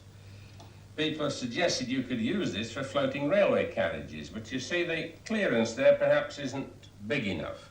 So what we'd really like to have is some more magnets to make it stronger. That's going in roughly the right direction. Now we're getting a lot of clearance. But of course, these magnets would be on the track and this would be the vehicle. So this is going to be very expensive. You want hundreds of miles of this. So what we'd really like to do would be to put a single magnet on the track and have more magnets on the vehicle. 2 magnets, 3 magnets. The gap, instead of getting bigger now, is getting smaller. So this is a situation which gets worse as it gets bigger. So it is no good for railway vehicles. Now there's another kind of magnet which doesn't involve the use of rings or anything like that. Instead, a coil of wire. We're going to take an iron bar and push it through the centre of the coil and then pass an electric current through the coil. Thank you, Barry. This meter will tell you how much current is passing. You connect that one, Barry, I'll connect this, or you connect the switch, all right. Now all we need to be able to see whether it behaves truly in the manner of a magnet, because here is a magnet. At the moment, this is just a bar of iron. So the magnet will attract either end. Now let's see if we can make it repel by switching on. Get current. That end will now attract, and that end repel. So now we've made an electromagnet. But will it work without the iron core? We'll just use the coil alone. But it certainly attracts. And we turn it round, and it just repels. So it is still a magnet, even though so it's like a flow of energy or whatever it is that can be messed with out of the direction of it. Right? But again, for me, it has to fall into line with the understanding of mechanics and how to achieve motion as I already know them. I'm not going to suspend it, throw it out the window and start invoking metaphysical fantasy cartoon Star Trek physics that, you know, it's got a magic tractor beam that never comes into contact with that but somehow manages to make it go towards it. That's just not right. You know, again, you could use another visual example of a Hoover, you know, creating a low pressure region where the higher pressure surrounding it is going to rush into that area and pick up anything that's within the vicinity and carry it into that region. Okay, so is it something similar that's happening here when they're saying attractive? Let me just go because he gives another good visible representation of something. Look at this oscilloscope. You see a spot rising and falling. That spot is really measuring the amount of current that flows in a wire. When it's above the middle line, the current flows one way, and when it's below, it flows another. Now, I've slowed this down to show you what is really happening, but in your house, you have an electricity supply which goes much faster up and down even than that. Faster even than that. It goes up and down 50 times a second. Now let's have a look at an electromagnet over here that uses that kind of supply. Now this is a coil of wire with a long iron core. This is a ring of aluminium. So we've seen this portion. This I just want to is get the the giveaway. This is a copper cylinder. So when I switch it on, put our copper cylinder over it, and there you see the same effect, as if something was sweeping underneath it. yeah. When we put a bit of aluminium, This is what I'm talking about for me. There is a flow like that. There is an interaction that causes, you know, whatever, you know, a directional movement. But this attractive, the use of this word attractive and pull is just not right. It has to be eradicated. on, it does push it along, but not very fast. You're using the word Let's try a push. bigger piece. That's better. Bigger still. Better still. You see, the bigger you go and the better it gets. This, of course, we call a linear motor. Now, suppose we increase the current. Would you mind increasing the current, eh? And we can now hold a sheet of aluminium which is not only trying to be pushed along, but it's also lifting above the surface. It's much more like what you would expect if you threw a piece of wood into a flowing river. It would float and move along. So this then is the beginnings of a magnetic river. But it hasn't got any banks, because if I take my thumb away from you, it'll come off the side. If I take it too far towards you, it'll go off the other side. But if only we could stabilise it, then... So like, when he's bringing it in from that end, people will assert it's been pulled in. And then when it gets it, it's been pushed, so it's pushy-pulley, yeah. We should have something that looked exactly like a river. Now, how does all this work? Could I have the row of rods, please, mate? This is a mechanical model of what you've just seen. Instead of a row of coils, we've got a row of rods. We're going to feed them with alternating current so that each one can rise and fall. And when we turn the whole thing, we get the impression of something travelling along. But I want you to notice that nothing actually travels along, because each rod only moves up and down. The thing that makes it real is when we put something into one of the troughs of the wave. Then something real travels along. And as you can see, again, the laws of motion are being applied. The applied pressure that's gone in this direction, there's an upward force here that's going to roll it in that direction. As it comes into contact and there's a friction here, it's going to push past it and roll it in that direction so that you achieve motion. If you watch an individual rod, such as this one, you'll see that it's only going up and down. There is no horizontal movement at all. Only the ball is a real thing moving side to side. It's exactly the same with this magnetic river. I can switch it on and there is nothing above there, nothing moving horizontally until I put in the aluminium, and it's like putting the ball into the rods. So this is our first step towards a magnetic river.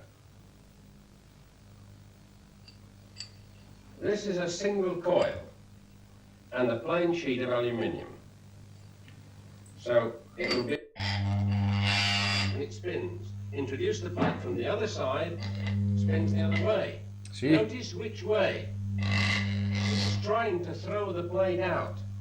So to try to do this is like trying to balance a pencil on its point. So You just won't succeed. hopefully you understand, you know, what I'm trying to show and where I'm coming from here. Is there still people that are going to assert a pulling force? Is there really anybody out there that's still going to try and assert a force pull that can achieve motion? Is there anybody here? I've not been paying any attention to the chat. I'm going to give you the opportunity to come in.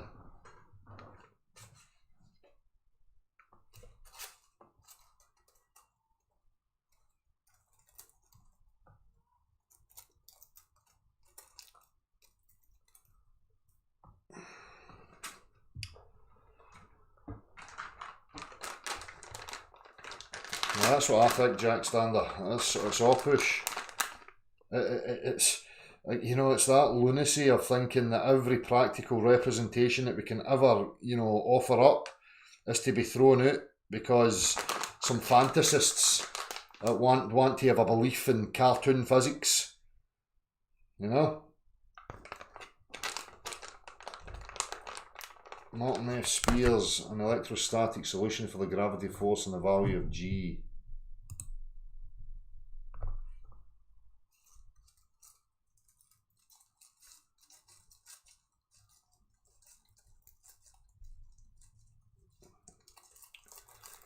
Alright, we've got some fan people in the chat. Well, we see all these people in their chat shows and their fucking, you know, appeal to be populars and all that stuff. So I'm not interested in any of that fucking crap.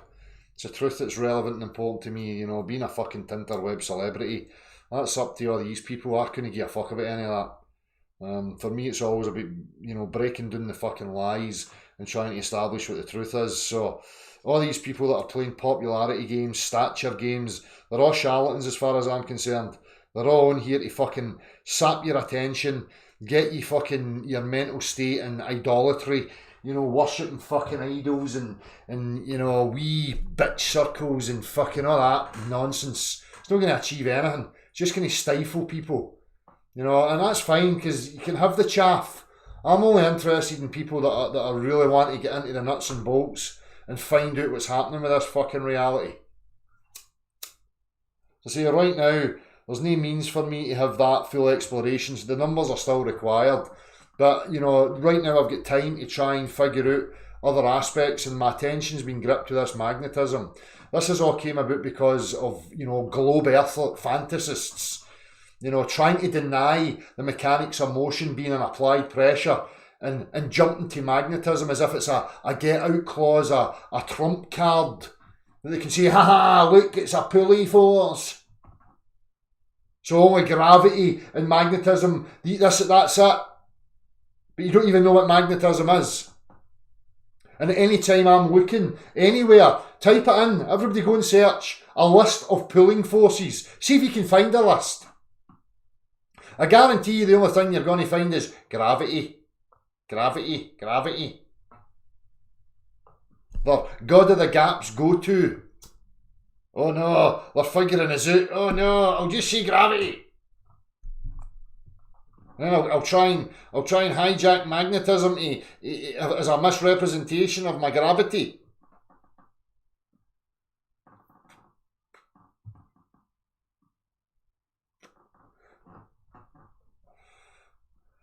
It's not that they're moving the goalposts, Ziggy Stardust, they're just desperately clutching at anything. Saying to you, because I need to save that. My Eric Dollard one, I need to get a wee look at that and some quiet time.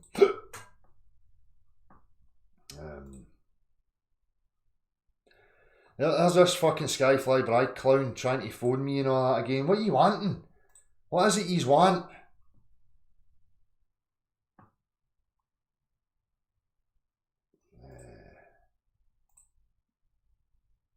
Bear with me a wee second here.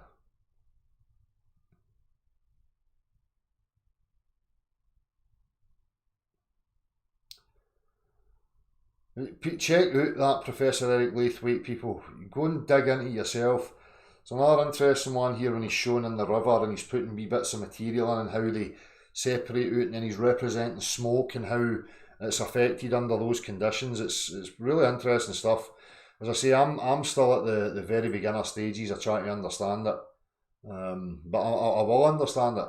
You know, I'm determined. So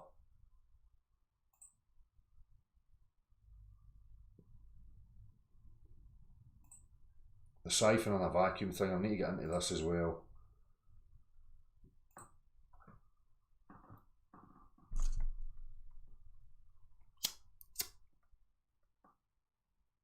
You know, I was just shutting down all my Windows Gleam. I had about fucking 40 million out there, so I was just shutting down the ones I don't need.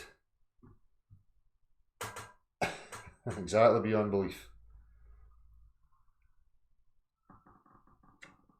So Gleam, what do you mean by electrostatic charge? I don't have a a mechanical understanding of what that means. It's just a word to me right now. This is what I'm saying about language and words being bandied about, and you know, they're not fully defined and attached to some practical reference, you know, that I know of yet.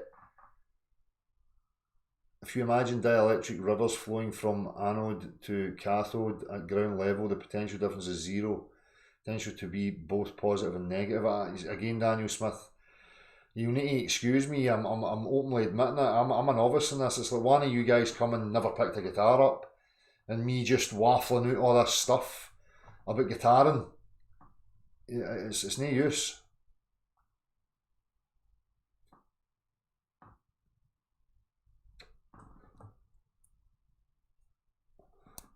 That's exactly it, Emerald Rider. People shouldn't assume and defend anything we cannot clearly define or demonstrate. This is exactly my point. So these globe earthers, we've seen them in here. They've attacked and been desperate. That have pointed out there's no such thing as a pulling force. So in their desperate attempts, they're trying to hijack magnetism. So fuck them. Again, when they do this stuff, it's just going to drive me into an understanding of what's actually going on, because I know, I'm confident in my mind that magnetism is going to fall in line with the laws of motion as I understand them and how they actually are. That being an applied pressure in some form or another. Something has to be behind something else in order to achieve motion. You can't just draw stuff like that. Ooh. Nonsense. You need to get this.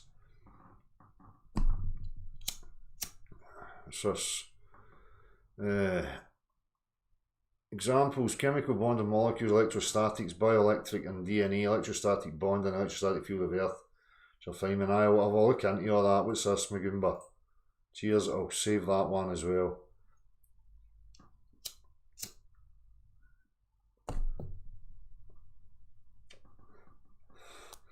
So the sooner people grasp onto this and start holding these people to it, to demonstrate a force known as pull that achieves motion or acceleration, ask them for it.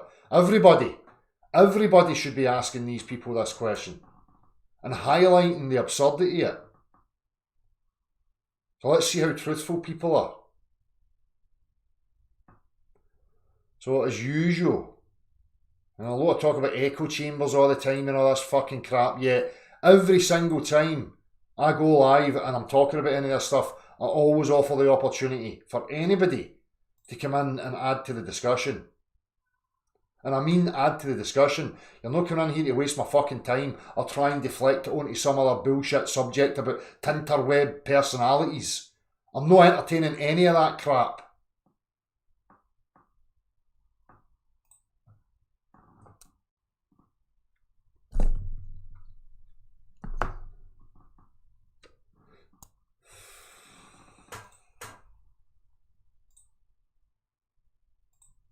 Oh, if I disconnect the conrod for the fucking piston and the crankshaft, I can still achieve motion of the piston because there's purely forces.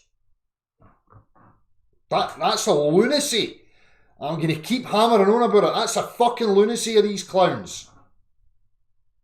You can detach the piston for the crankshaft. You can have nothing in between. Nothing. No interaction between these two. And you can turn the crankshaft and the piston's going to follow it because there's a magic bonding stuff or something. It's either a magic that can bond onto the underside of the piston, right? So attaching it so that you know you've got a solid connection between the 2 points, or it's something that goes round the back and pushes down on the piston. Well, the crankshaft... Lunatics. Absolute space cadets. Literally.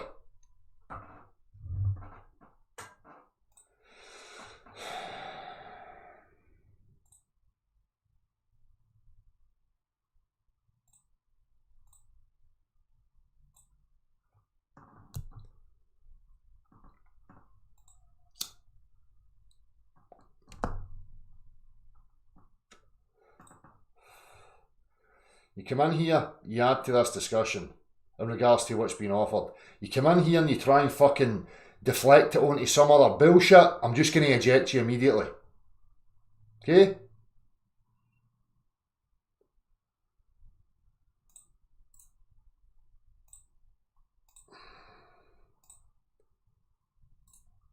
We'll do this for a wee while and then we'll have a wee look at Scimandan Clown again.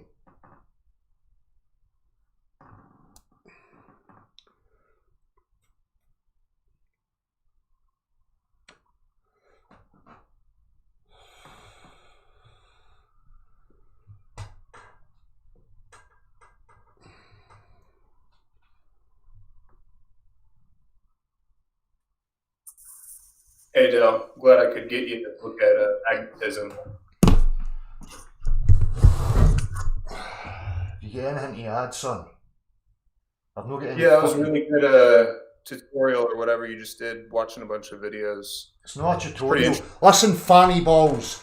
I made the statement at the beginning. I'm new to all this stuff and I'm working my way through it and I'm offering up where I'm going with it. Okay? Now if you get anything to fucking add, you petulant little fucking rodent, or are you getting to fuck, son?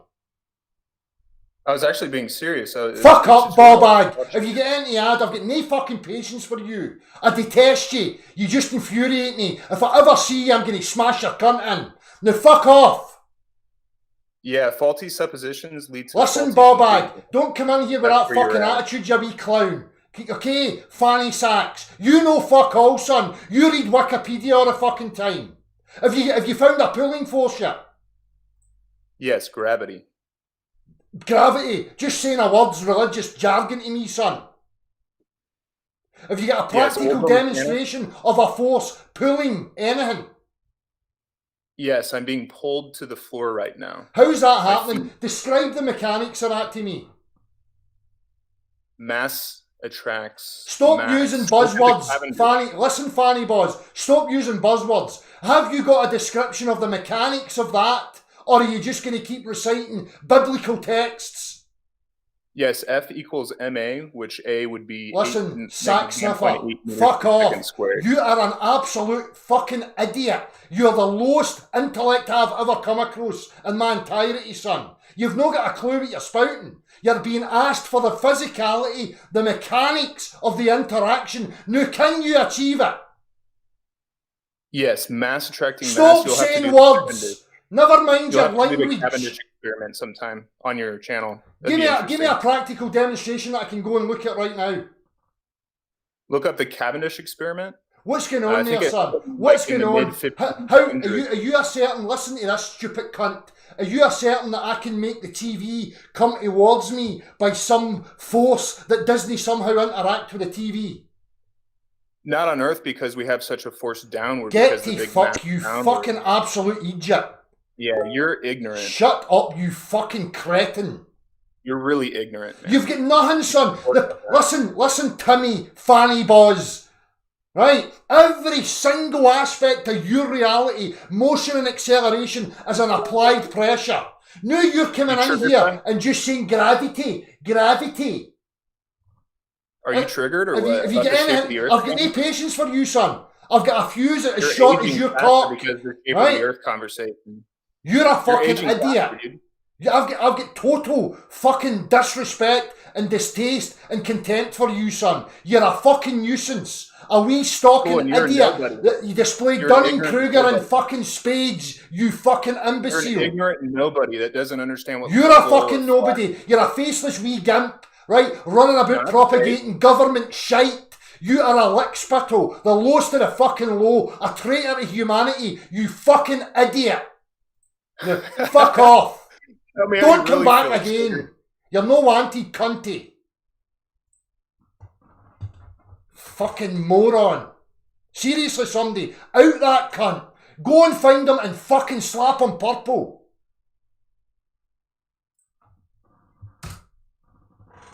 The people like that are no conducive to scientific investigation. They are fucking religious morons.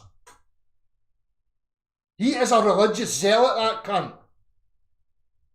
Gravity.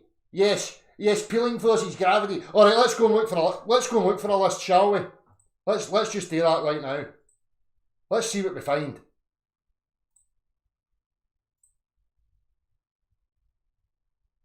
Everybody can see this, good. A list of pulling forces. Pushing and pulling is making use of another force as well as pressure, which is force applied by an amount of weight, applied pressure. An example of push force would be to push on a swing. So this is the shite you get. Where's the list of pull? Where's the list here of pulling forces and demonstrations? Let's look for videos.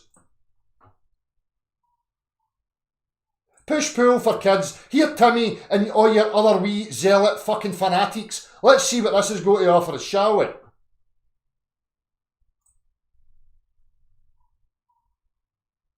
So, push and pull. Forces, lessons for kids. Definition and examples. This will be interesting. Have you ever been in the middle of enjoying a scrumptious piece of food, and just as it enters your mouth, splat, it slips out of your hands and falls on the floor? If so, then you've experienced force. Force happens all around us, all... Gravity. Something that's got no contact with stuff, but it can make it accelerate and move, because I believe it in cartoon stuff. Of the time. Luckily, not all examples include mouth-watering foods falling to the floor. Force is a push or a pull of an object that causes the object to speed up, slow down, or stay in one place. In other words, a force is what causes an object to move. Friction and gravity are two types of forces that influence how an object moves. Let's learn more about them. Friction is the force that acts to slow... These two fucking things apply the principle, the mechanical understanding of push. Every single component of these two things that you call a car are applied pressure. Everything. Every single aspect here. Slow an object down. Imagine trying to ride your bike through sand. Just thinking about this can make your legs burn from all the hard work. So there's a wee bike applying pressure on the pedals, which takes up a pressure point on the inside of the chain link, which pushes it in that direction. The chain's coming round here and catching on the back side of the cog on the back wheel and applying a pressure in order to make it turn in the same direction. Oh! That is because the sand is a type of friction. In other words, it's a force working against your legs as they push against the pedals. Gravity is the pulling of an object towards Earth. Here we go. The pulling of an object. Nigga, you ain't spraying nothing, you ain't laying nothing. Nigga, you ain't saying nothing. Nigga, you ain't saying nothing. Do you do some niggas out here putting that work in? And I'm cool, nigga, like that cup I put my perk in.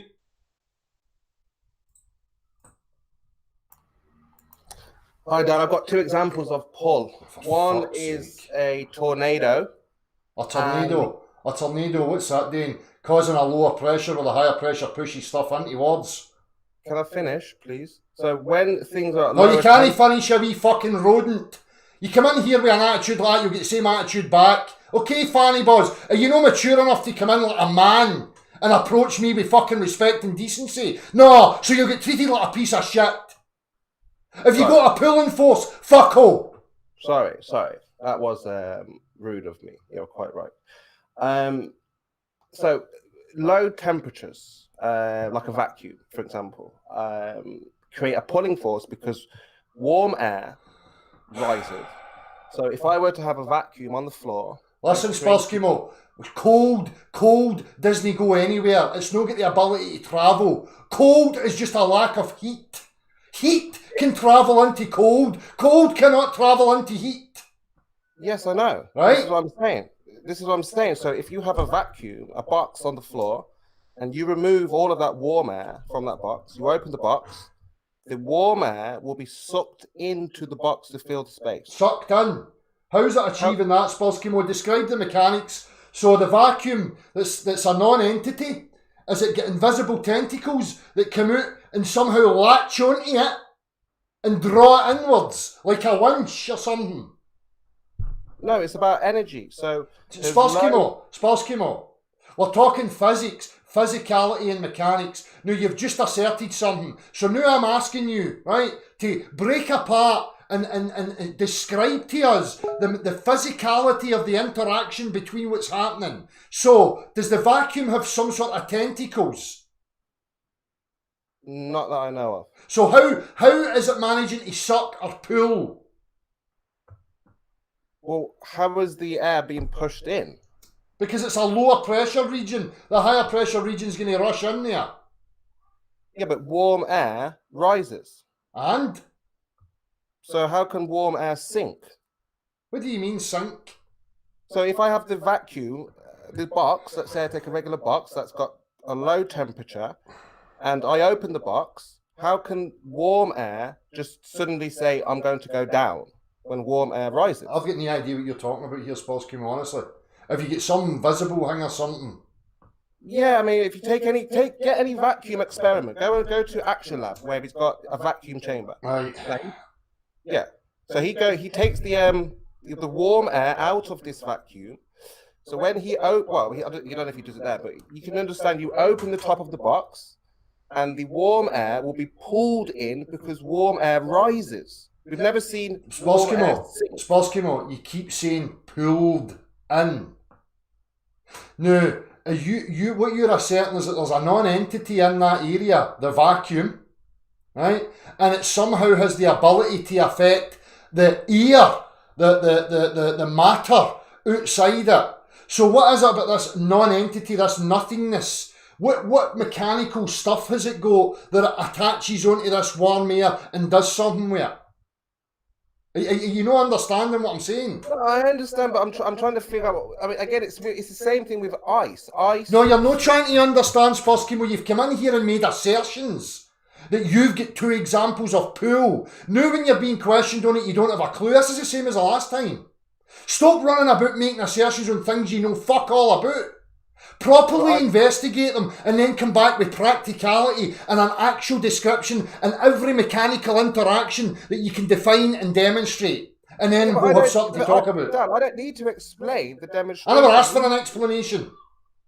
Yeah, I don't need to explain what's happening. We see the warm air coming down. Now, how can warm air sink? That's impossible. Now you're saying, what's the mechanics behind this warm air sink? I don't know. The air still has mass to it, right? It's still subject to the column of mass above it as well. It's still being pressed on. Okay? So if you've got a wee box within that medium of hot air, which is a material, a matter, and you open up that, it's going to fucking rush in to fill that space. Why? Because it's subject to a pressure. Yeah, why? What's the force? What's pushing the air into that box? The pressure above. You can't have pressure without a force, Dan. What's pushing the I'm no air Dan. into the box? I'm no Dan. No, I'm asking, you're using the word pressure, so I'm saying what's pushing the air into that box? The pressure, the weight of it. The weight, a pressure, you can't have pressure without a force. Do you not understand that high pressure is going to go to a region of low pressure? High pressure to low pressure, yes. But that's only because it's been... So a vacuous empty space is a low pressure region. No, doesn't matter if the air's hot or whatever.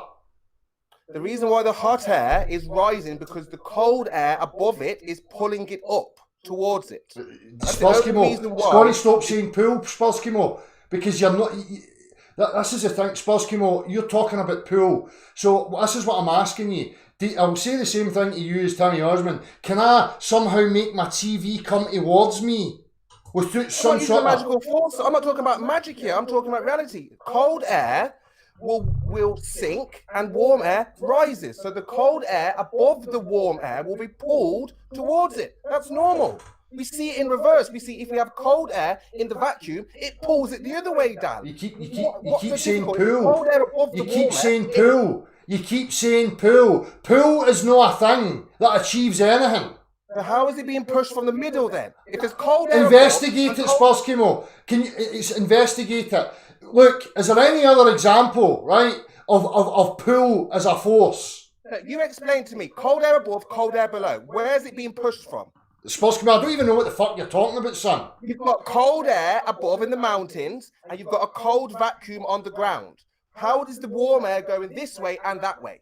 I don't know what you're talking about. You don't know what I'm talking about. I've got cold air up a mountain, I've got cold air down the ground, and I've got a box somewhere and fucking... What are you talking about? Go and practically demonstrate what you're talking about.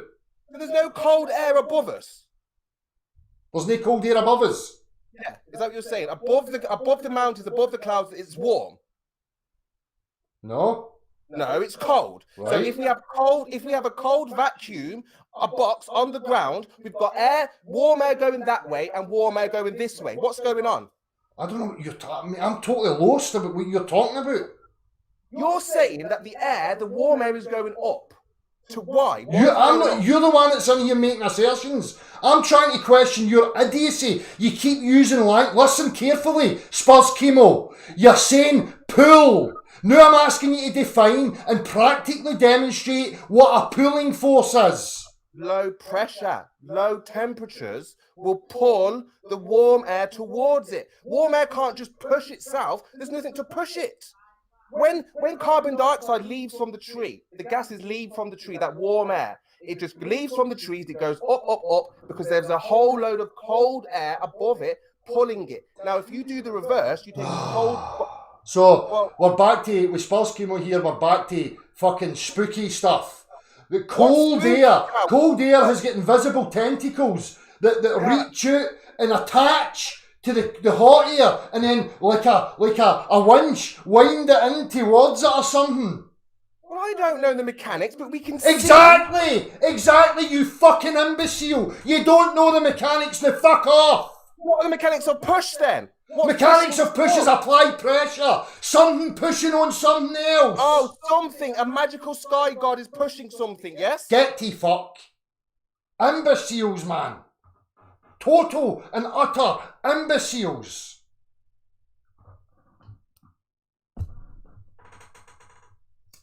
Wow, man. Honesty, fuck. It's like they just don't listen. They're too stupid to actually listen.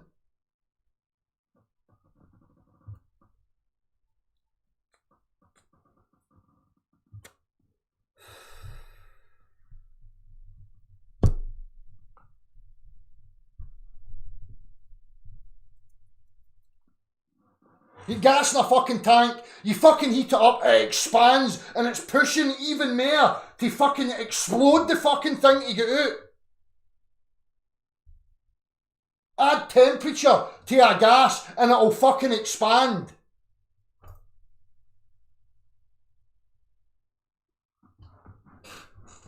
Oh, wow.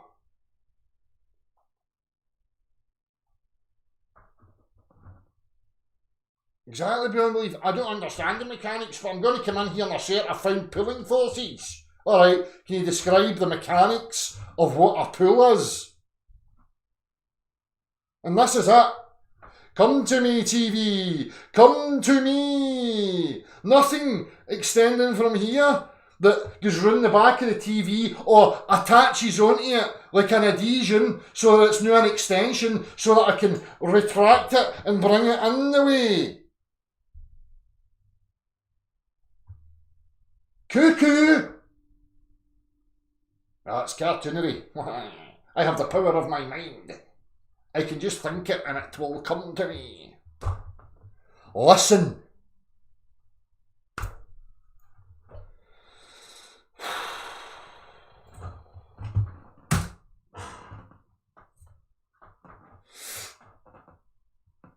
There's a hangout link again. If you're going to come in here and say, I found a pool, and you can't describe and practically demonstrate the mechanics, you've not got a pool.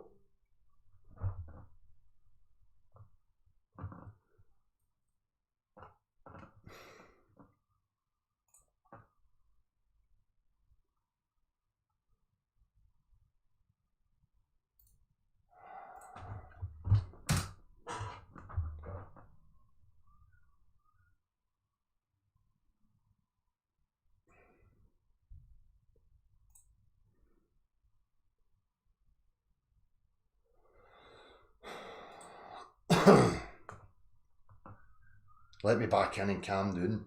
No, son, you've not got a clue what you're talking about.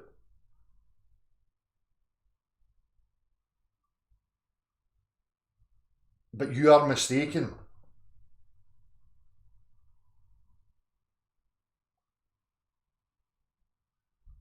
So Spurs Chemo, people at Spurs Chemo actually believe this. Oh, my guitar. Come to me, guitar. Come to me. Hi, Dal. Aye. There's Hudson, this fella. How's it going? Yeah, good. Yeah, just noticed a little pattern going on here that we've all been in this class now for 4 weeks now, is it? Learning about your push and pull. Yeah. Roughly all the great debunkers and all the great scientists and all these people now who believe in this gravity and all, you've given them ample opportunities now for 4 weeks to come and chat, even just put a comment box or whatever. I mean, giving them all opportunities.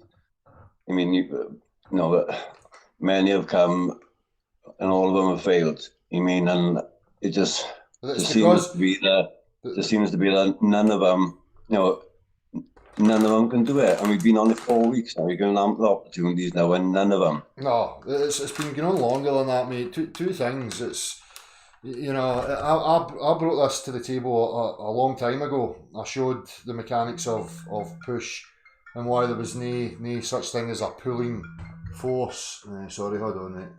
Right.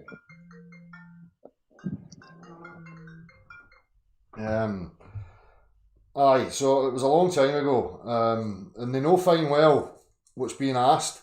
They know fine well what's being displayed to them and how the mechanics of motion actually work in regards to an applied pressure being the source of any motion being created.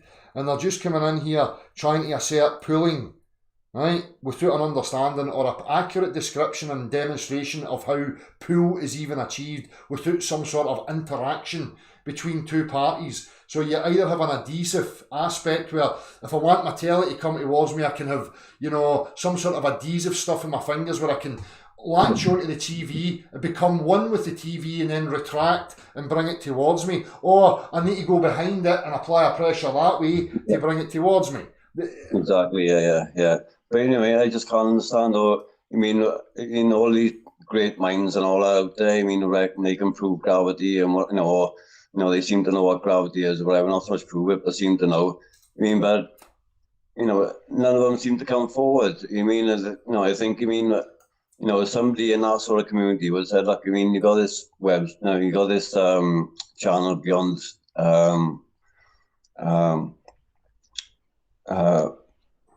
beyond the invisible curve, and you know, somebody got to, you know, put that straight. You mean, and you know, nobody done it. You mean, you got the amateurs coming in here, but no real scientists. I mean, no real. You can't break it, mate. With letters behind their names. You mean to come in here and say, no, doesn't matter if they've got letters behind their name or they're fucking Superman. They can't break it because it's the laws of motion. You know, yeah. That's the whole point. Any motion and acceleration requires an applied pressure to achieve it. So, fuck them. Fuck them. I just, you know, cunts like Timmy, I just can't be bothered with all the fucking wee morons coming in, you know, and trying to go, that was a good demonstration, showing his videos and that, when it's been clearly stated that it's an investigation and I'm at the beginning of my investigation of magnetism. They're just irritating wee pipsqueaks, fucking nuisances that are coming from a religious institution and a zealot cult mindset. So they're wastes of fucking space. You'll never get anybody that's decent because they'll no deny the fundamentals of motion and mechanics of reality. It's only cult zealots like that will. Well, of course it is, yeah, because they're going to try and defend the globe model, I mean. But like, you know, you don't see, you know, flat earthers or whatever you want to call them going onto the globe websites, you know, and harassing and trying to debunk them. I mean, it only seems.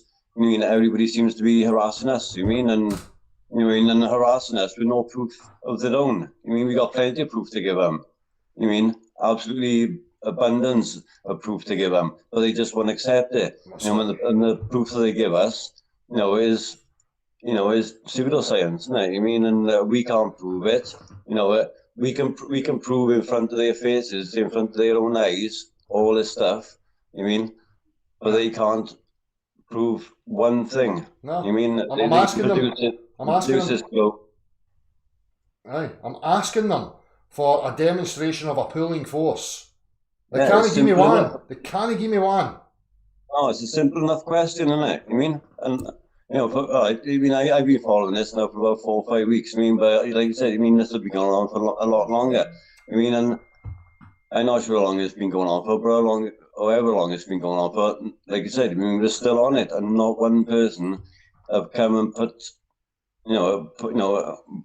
put it right. Do you mean? Which obviously it can't be done. You know, if it's gone on this long, it can't be done. I mean. Yeah. So, and I don't understand why people are still on it. I mean, if they don't accept it, when they just all go, they don't bother with it. I mean, and the people who do accept it, I mean, I've accepted it. I mean, I've explained it to 15 people. 1 or 2 haven't got it, but other people have got it. You know, they think it's a bit crazy at the beginning. We explain it to them, boom, they get it straight away. I mean, and these are just regular people. I mean, and these people are coming on here trying to debunk this. I mean, they're supposed to have, knowledge about things. I mean, an actual academic, and science behind them to prove these things. I mean, but they can't do it. But then you explain it to a normal person walking down the street. All right, they might look at you a bit funny first, but you explain it to them, they go, "Oh yeah, it is right." I mean, and then but I just can't understand how these great minds just can't get it. I mean, that's because great minds do get it, mate. These people that we're experiencing are just fucking zealots. Idiotic cult stupidity. That's it. So let's see. Hopefully we'll get somebody decent in. I highly doubt it. Obviously they're not great minds, you mean, because they can't trust their own common sense, their own, their own judgment, their own senses. You mean, they've given all that up for what they've been reading in a book and brainwashed in school. You mean, and I don't understand why you can give up your own, your own conscience, really. You mean, for what you see in reality. You mean, to what you've been given in a book. You mean, it just... So let's see anything else. I'm opening up here, mate. I hear what you're saying, and I know all this stuff, mate. I appreciate you coming in and acknowledging that. But what I'm looking for is, people to add to this discussion about what I've been bringing forward the day. So I appreciate it, my man. So we'll see if we get anything else. All right, darling. Take care, fella. Cheers, bud. See you. See you later. Spurs came with the links there. If you're going to shut the fuck up and stop a certain pulling without a mechanical description and example, then fine.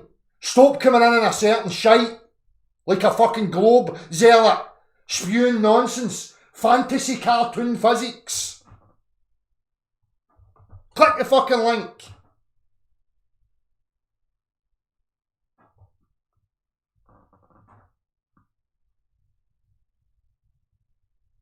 Is there anybody else out there that's got manners and the ability not to come in with some unhinged agenda, other than just trying to establish what the fundamental mechanics of, aspects of your reality are? I've got nothing to defend. I'm openly admitting about magnetism, that I'm learning about it. But at the same time, I'm not going to throw out my understanding of motion and acceleration being applied pressure. And every single instance I can demonstrate to you I'm blue in the face, I'm not going to throw that out for cartoonery. Woo, come to me.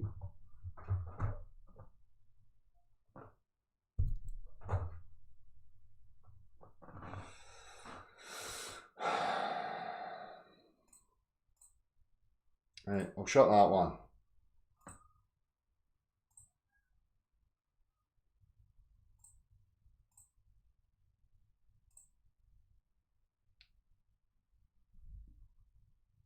You display any of these traits, I've got no time, I've got no patience. I'm just going to be fucking right in your face, calling you for all sorts. There's absolutely no reason for anybody to come in here with displaying any of these traits that we've just witnessed.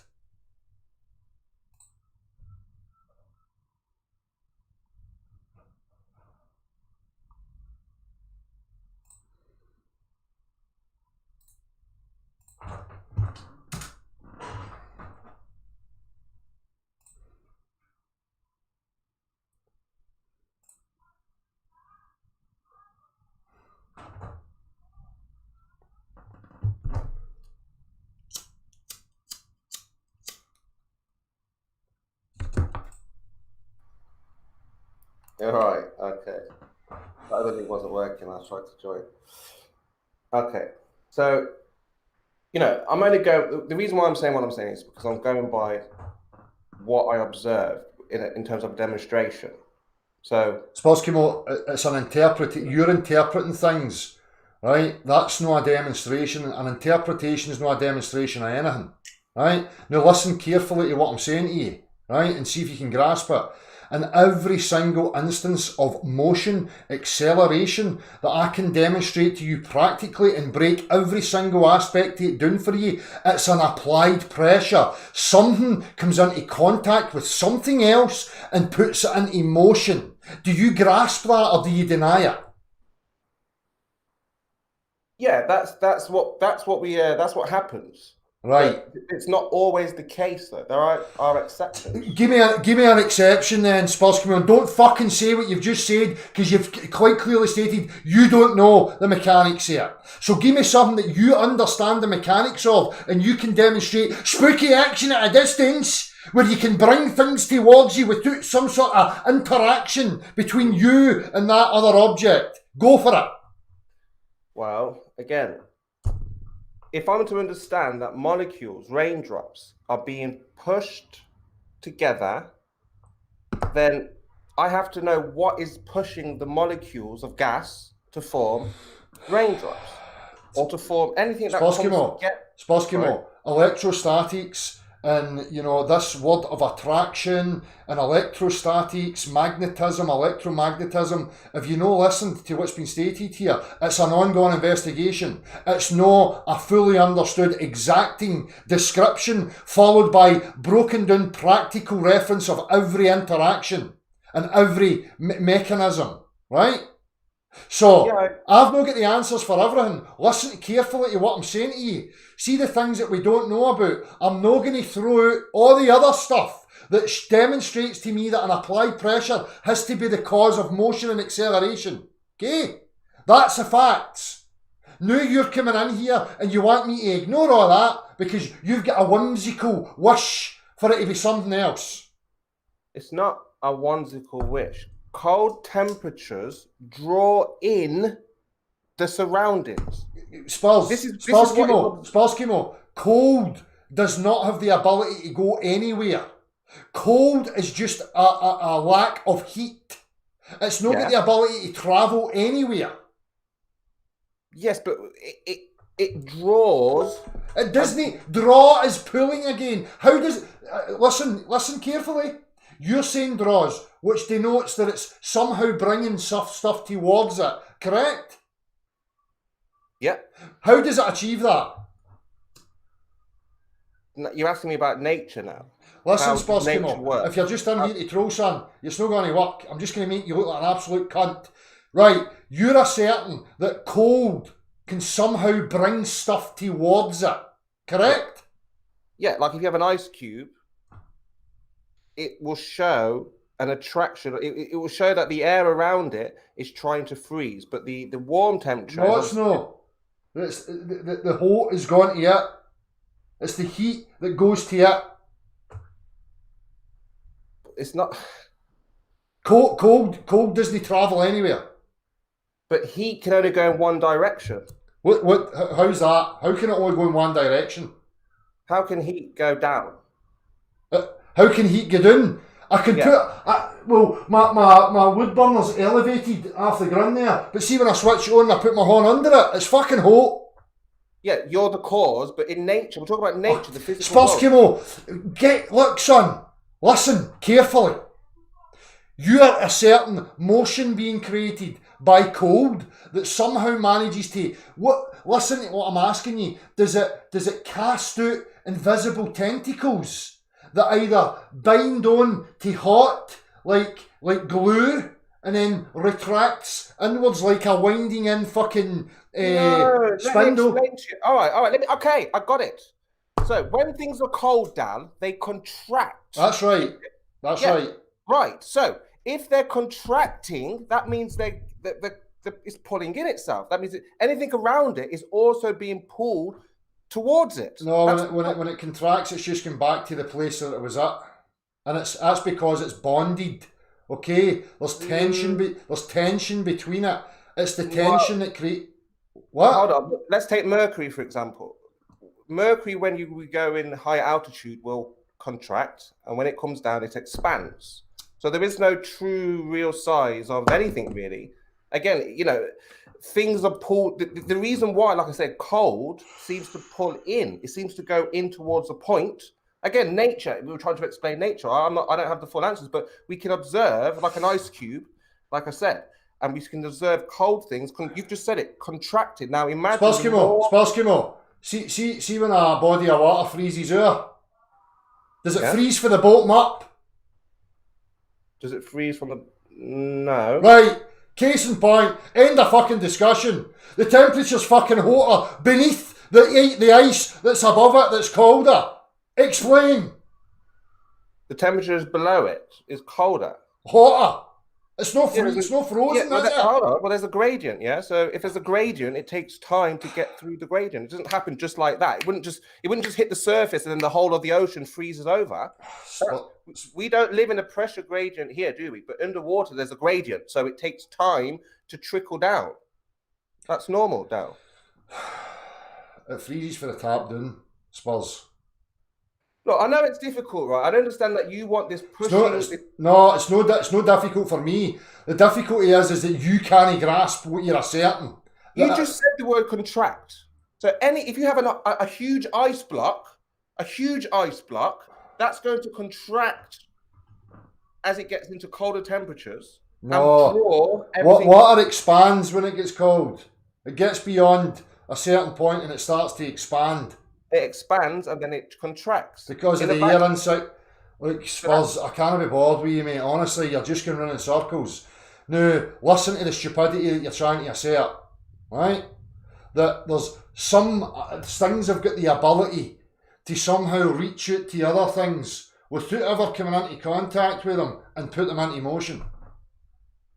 No, it's just the cold pulls things back for some reason. You just said it contracts. Everything contracts when they're cold. They get tighter and they get more dense, right? And then in warm temperatures, they expand. So if things are contracting in the cold, what does that tell you? That means everything around that area where it's cold is trying to pull towards the center point. It's not pulling. Spaskimo. All right. I'm going to ask you again, Spaskimo. There's no such a thing as fucking pull. Dal, you observe it with an ice cube. You just said it yourself. They contract. You don't have a clue what's going on, son. I can't be bored with you. Go away.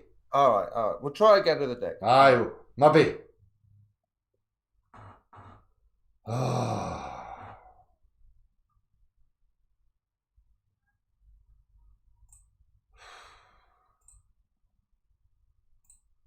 These cunts try my patience.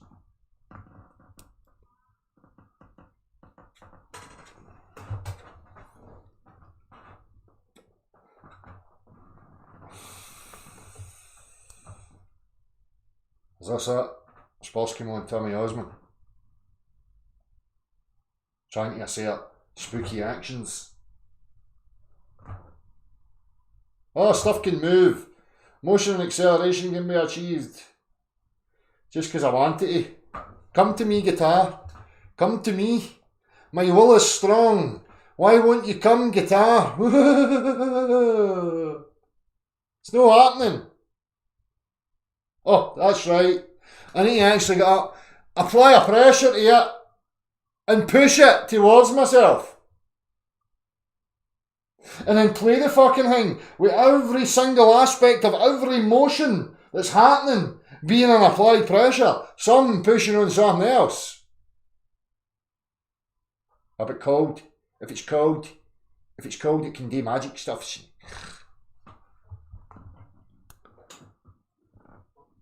You have to be trying hard not to understand this.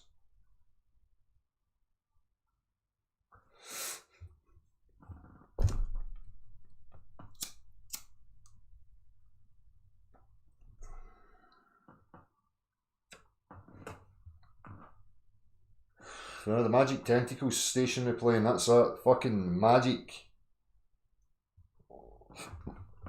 As I've pointed out so many times, I can make an extension on something by applying some sort of adhesive stuff to it so that it bonds with that and it now becomes one with the other thing. And now when that's being retracted or pushed in any direction, that thing's going to go away because it's an extension of the same thing now. Right? But I can't go there, like, and leave a gap and do that, and that's going to come with me.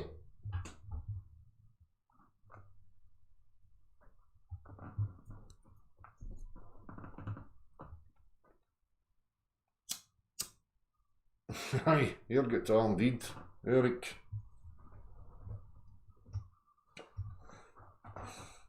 Ross McGarry, law of attraction pulls people together. Jeez, oh.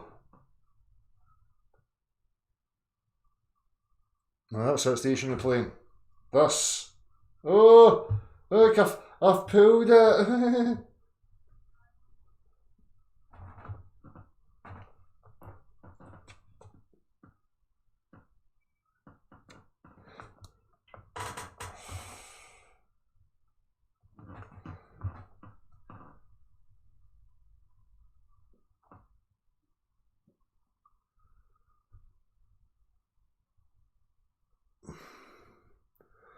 There's, you know, they have to be trying hard. You know, people are telling me that 5-year-olds and 10-year-olds and you know, lay people and calling people, you can explain this to them, and after, you know, 5 minutes and a couple of examples, they get it. But we've still got these morons running about, oh, yeah, I'm an intellect. I can recite Wikipedia and say gravity and attraction and pulling. I can't describe it or demonstrate it in any way, shape or form. I can only use buzzwords, mantras and recite my religious texts. And I'm going to try and pass that off as scientific and logical and reasonable.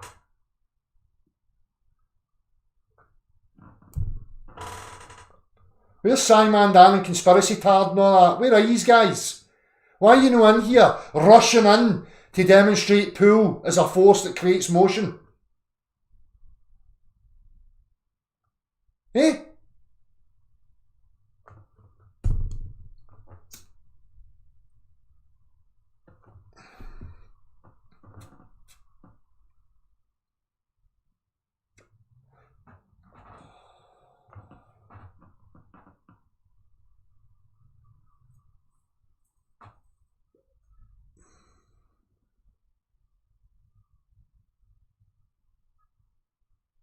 There he is again, just asserting that they're being pulled together. Molecules are being pulled together by what? Some non-entity that's got invisible tentacles that can cling onto it and push it in. I mean, what are you talking about, son?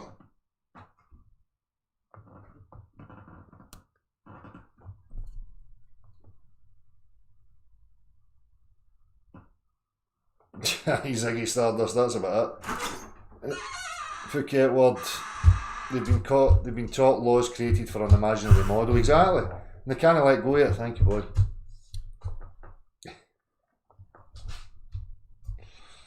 There you go. You've had your moment. Yes, please. Yes, please.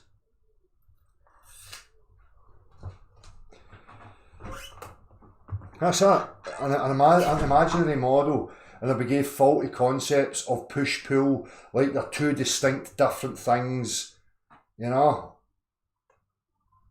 Just ignoring the laws of motion. Totally ignoring them.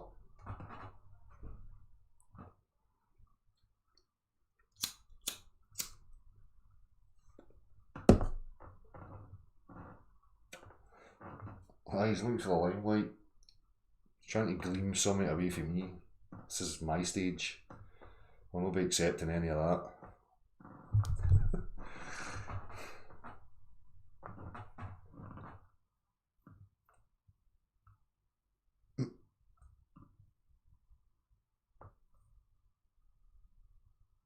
No, we don't, Eric McNerney, and this is the problem.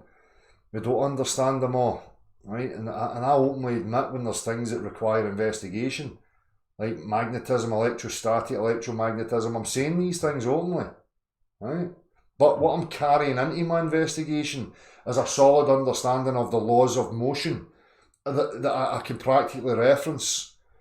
I'm not going to take a different train of thought in and think that spookiness can happen. It's always the same in this globe shite. Everything practical when it gets to the big one has to be inverted and reversed. It's something totally bizarre and alien to everything else that we know and understand.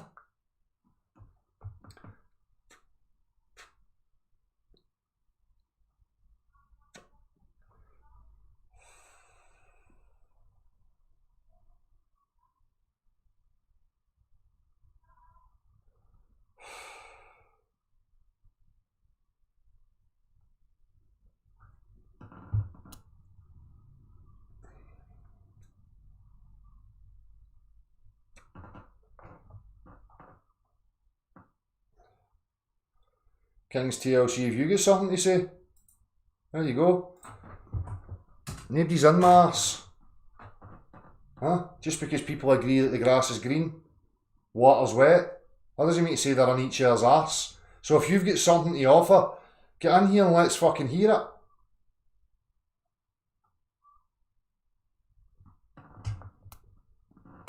Guess what? King's TLC ain't gonna come in.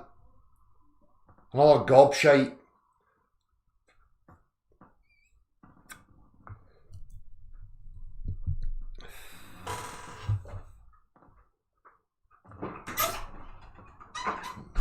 This is what they do to try and divide people representing objectivity. They try and play you off with each other that just because, you know, we agree water's wet, we're all on each other's arse. No, it's because it's a fact. And we agree on the language that we describe what we're experiencing. Fire's burning.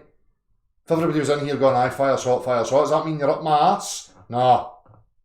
Just because they accept the reality that we all share. Now, again, let's hear what you've got.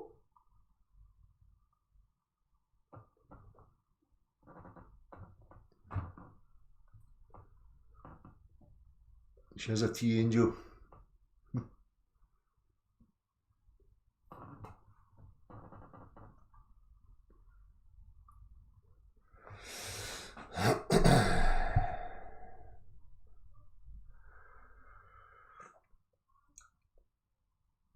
That's what it does. It's always the same. It's the same when, oh, I can't show you a body of water bending around an object because I need a planet. What kind of fucking religious excuse is that? No, it's the same.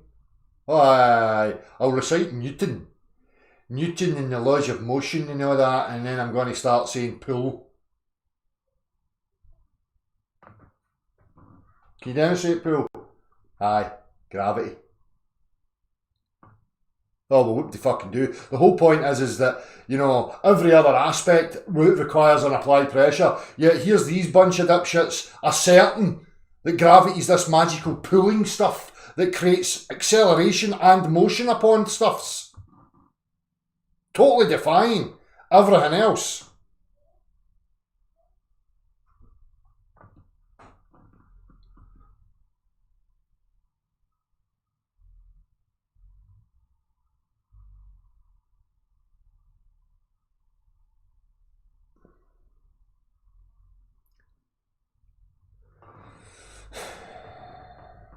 Right, just in fairness, I'll shut that one down and I'll open another one up so no excuses can be had.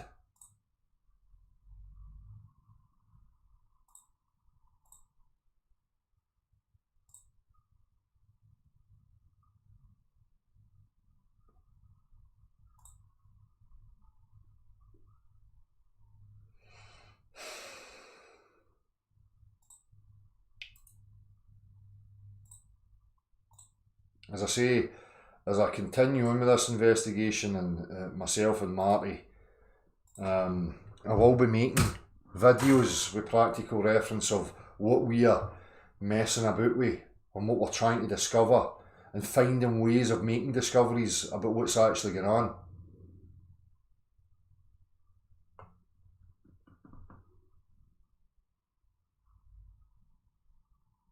No worries, Gleam.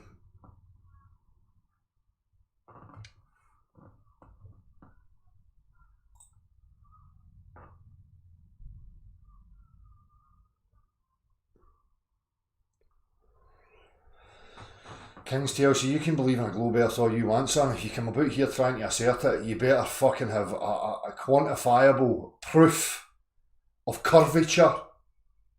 Demonstrations of how water can support itself and convex ruin the exterior of objects and all that stuff. And how you can apply Euclidean principles to curved surfaces. That's fine. If you want to believe in all that tripe, that's up to you.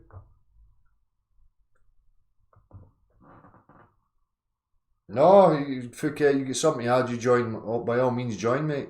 Anybody's free to join. Anybody.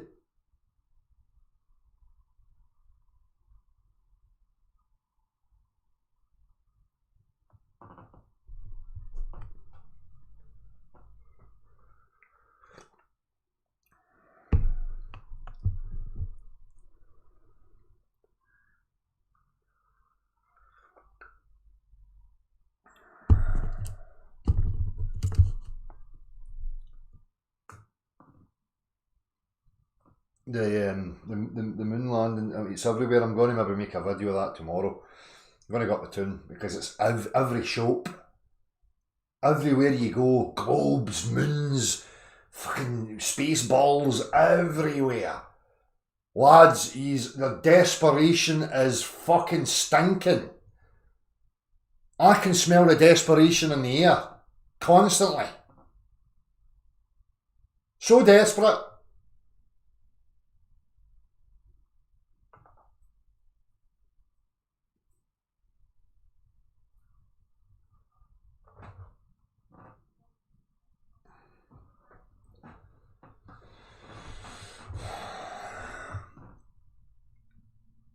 No, Ian, I'm not interested in conferences and all that, man. You know, objective investigation and truth.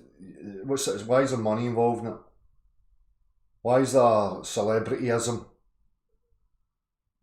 Oh, look at me. Look how windswept and interesting and important I am standing in front of you. Come and listen to me and give me 250 squids. So I can tell you the facts. I can tell you the facts here for nothing. Now you can go away and verify or falsify whatever you want. Thanks for the invitation all the same, but I decline.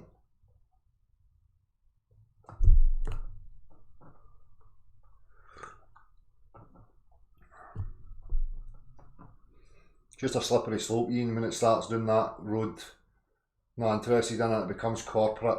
Becomes about personalities and egos and pissing contests and fucking money and what's that got to do with truth? I started out here for nothing. For the last 5 years I've done this for nothing. Why can everybody else not just do the same?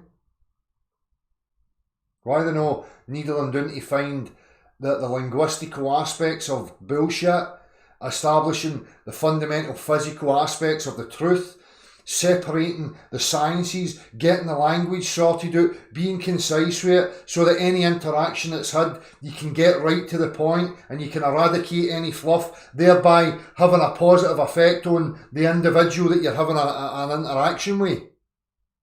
That's always been what I've been about. That's why I've removed myself and refused anything that leads towards this fucking idle and jargon just to be relevant and important. None of that interests me whatsoever. The whole sole reason that I get involved in this is because I was passionate about establishing where I am. Because never forget the situation that we're in. It's not a social club. There's lies being told. There's patrols happening. There's action being taken to limit your capabilities to freely move and explore your reality. Psychological mechanisms have been put in place to try and control people. So, I don't know how, contributing to a structure that I totally disagree with and think is absolutely preposterous and fucking retarded. I don't know how. I certainly ain't going to go jumping in and contributing to it. Sorry. Disagree with and think is absolutely preposterous and fucking retarded. Guys, like, turn the fucking volume down, you wank. Fucking wank stain. See, that soft Skyfly's boat, a wee shite bag. I'll come in and laugh. Then I'll run back to my wee echo chamber where we can laugh because Dell doesn't accept cartoon physics. Skyfly, have you got any pool forces yet? Fanny buzz. No. Do you understand the mechanics of your fucking microlight? No. What the fuck is somebody like you doing with a licence for a microlight? You're an incompetent fucktard. That's why you crashed it and appeared on fucking BBC telly, you mong.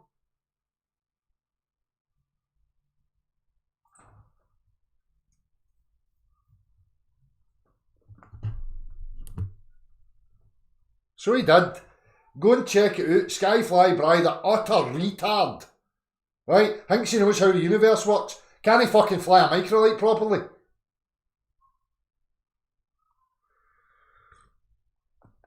I don't know what happened. The propeller wasn't pulling me up.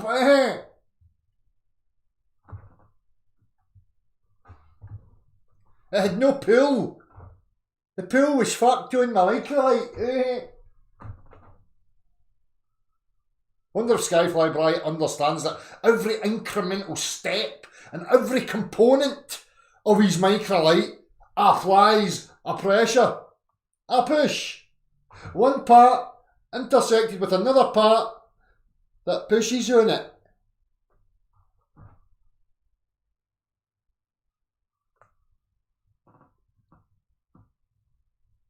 So,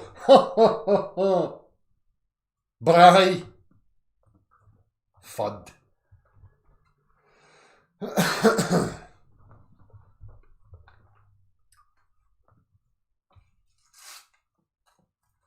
Aye, that's certainly right. Sky can't fly, Bry.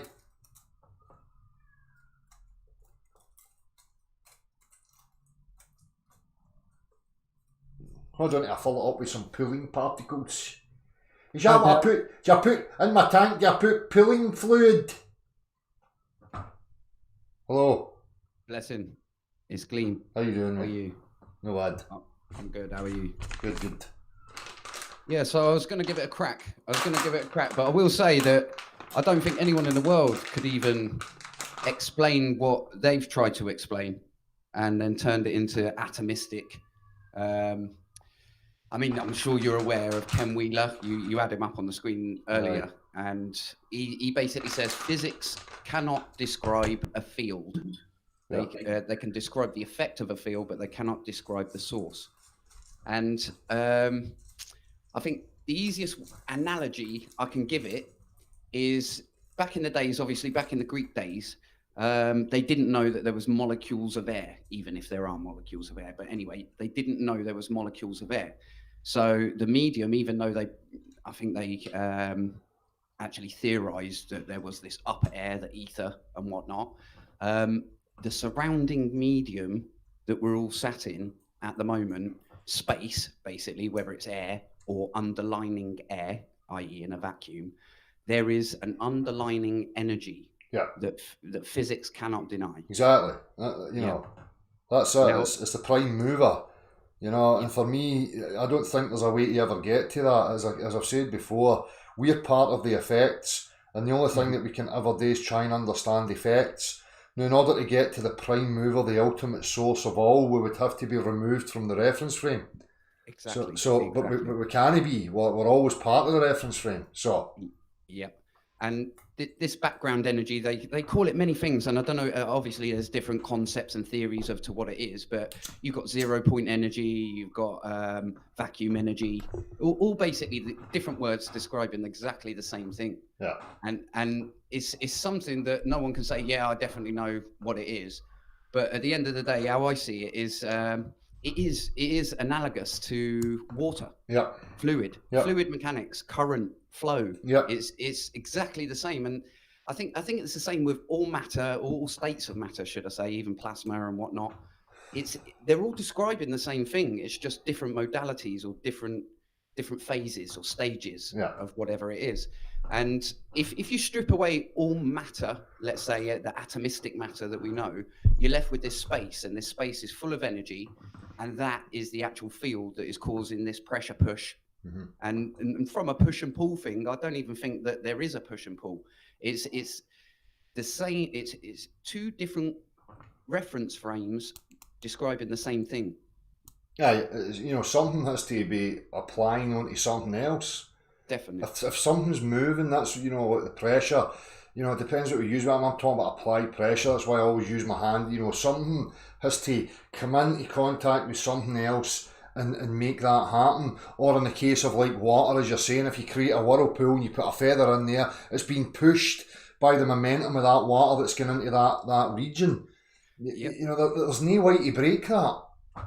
That is exactly what Spurs was on about with the vortex of a hurricane, a tornado. Yeah, so it's like, weather, in my eyes, is closely related to electrostatics, and I do bang on about this electrostatics a lot, and the only reason is because it seems to be the source of everything. Mm-hmm. Now, to describe electrostatics, and for me to basically say, Dale, I know what electrostatics is, I can describe it in the common physics way, where they say, yeah, these atoms, these electrons, so forth. But the way how quantum describes it is it's all fields. It's a nested hierarchy of fields. Yeah, like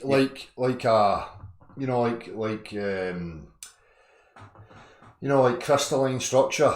Exactly. And everything's built in layers, so you've got like cleavage where everything has its individual layer. Is that what you're talking about? Exactly that.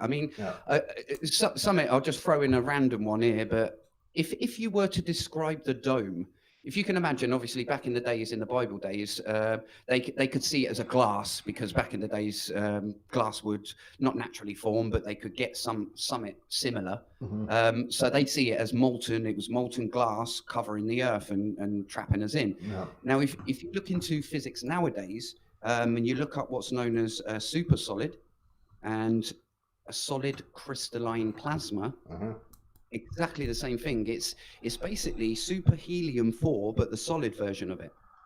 So instead of it being a gaseous liquid type thing, it's an actual solid state of matter, but it is a lattice, exactly that. So things can hit it, penetrate it, move it. Yeah.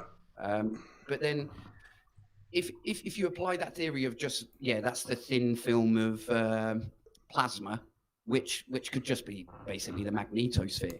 Yeah. But that's a thin film of plasma that is the dome. Why not a thinner version everywhere? Mm-hmm. And that is the background energy.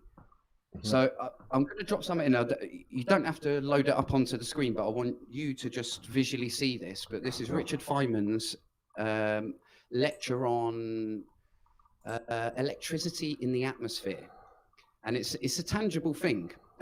Obviously, it's difficult when you've got matter versus a field. Well, sorry, just my initial thing there. I seen Ken Wheeler put something up about the spiders who travel. Spiders have got the ability to cast out. Looks like a wee antenna, and he was talking about that. The charge of that, and being able to travel. That's exactly what the link I've just put in the hangout will show you. Right. And it's a measurable effect as well. You can use field mills, they're called, and you can test the differential of charge or potential. I've already got that saved. I've got that wee star's blue, so I must have came across that before. Yeah, we had a discussion about, it must have been about 6 months ago. Aye, it's funny though, mate. It's not until your mind naturally, gets to these points.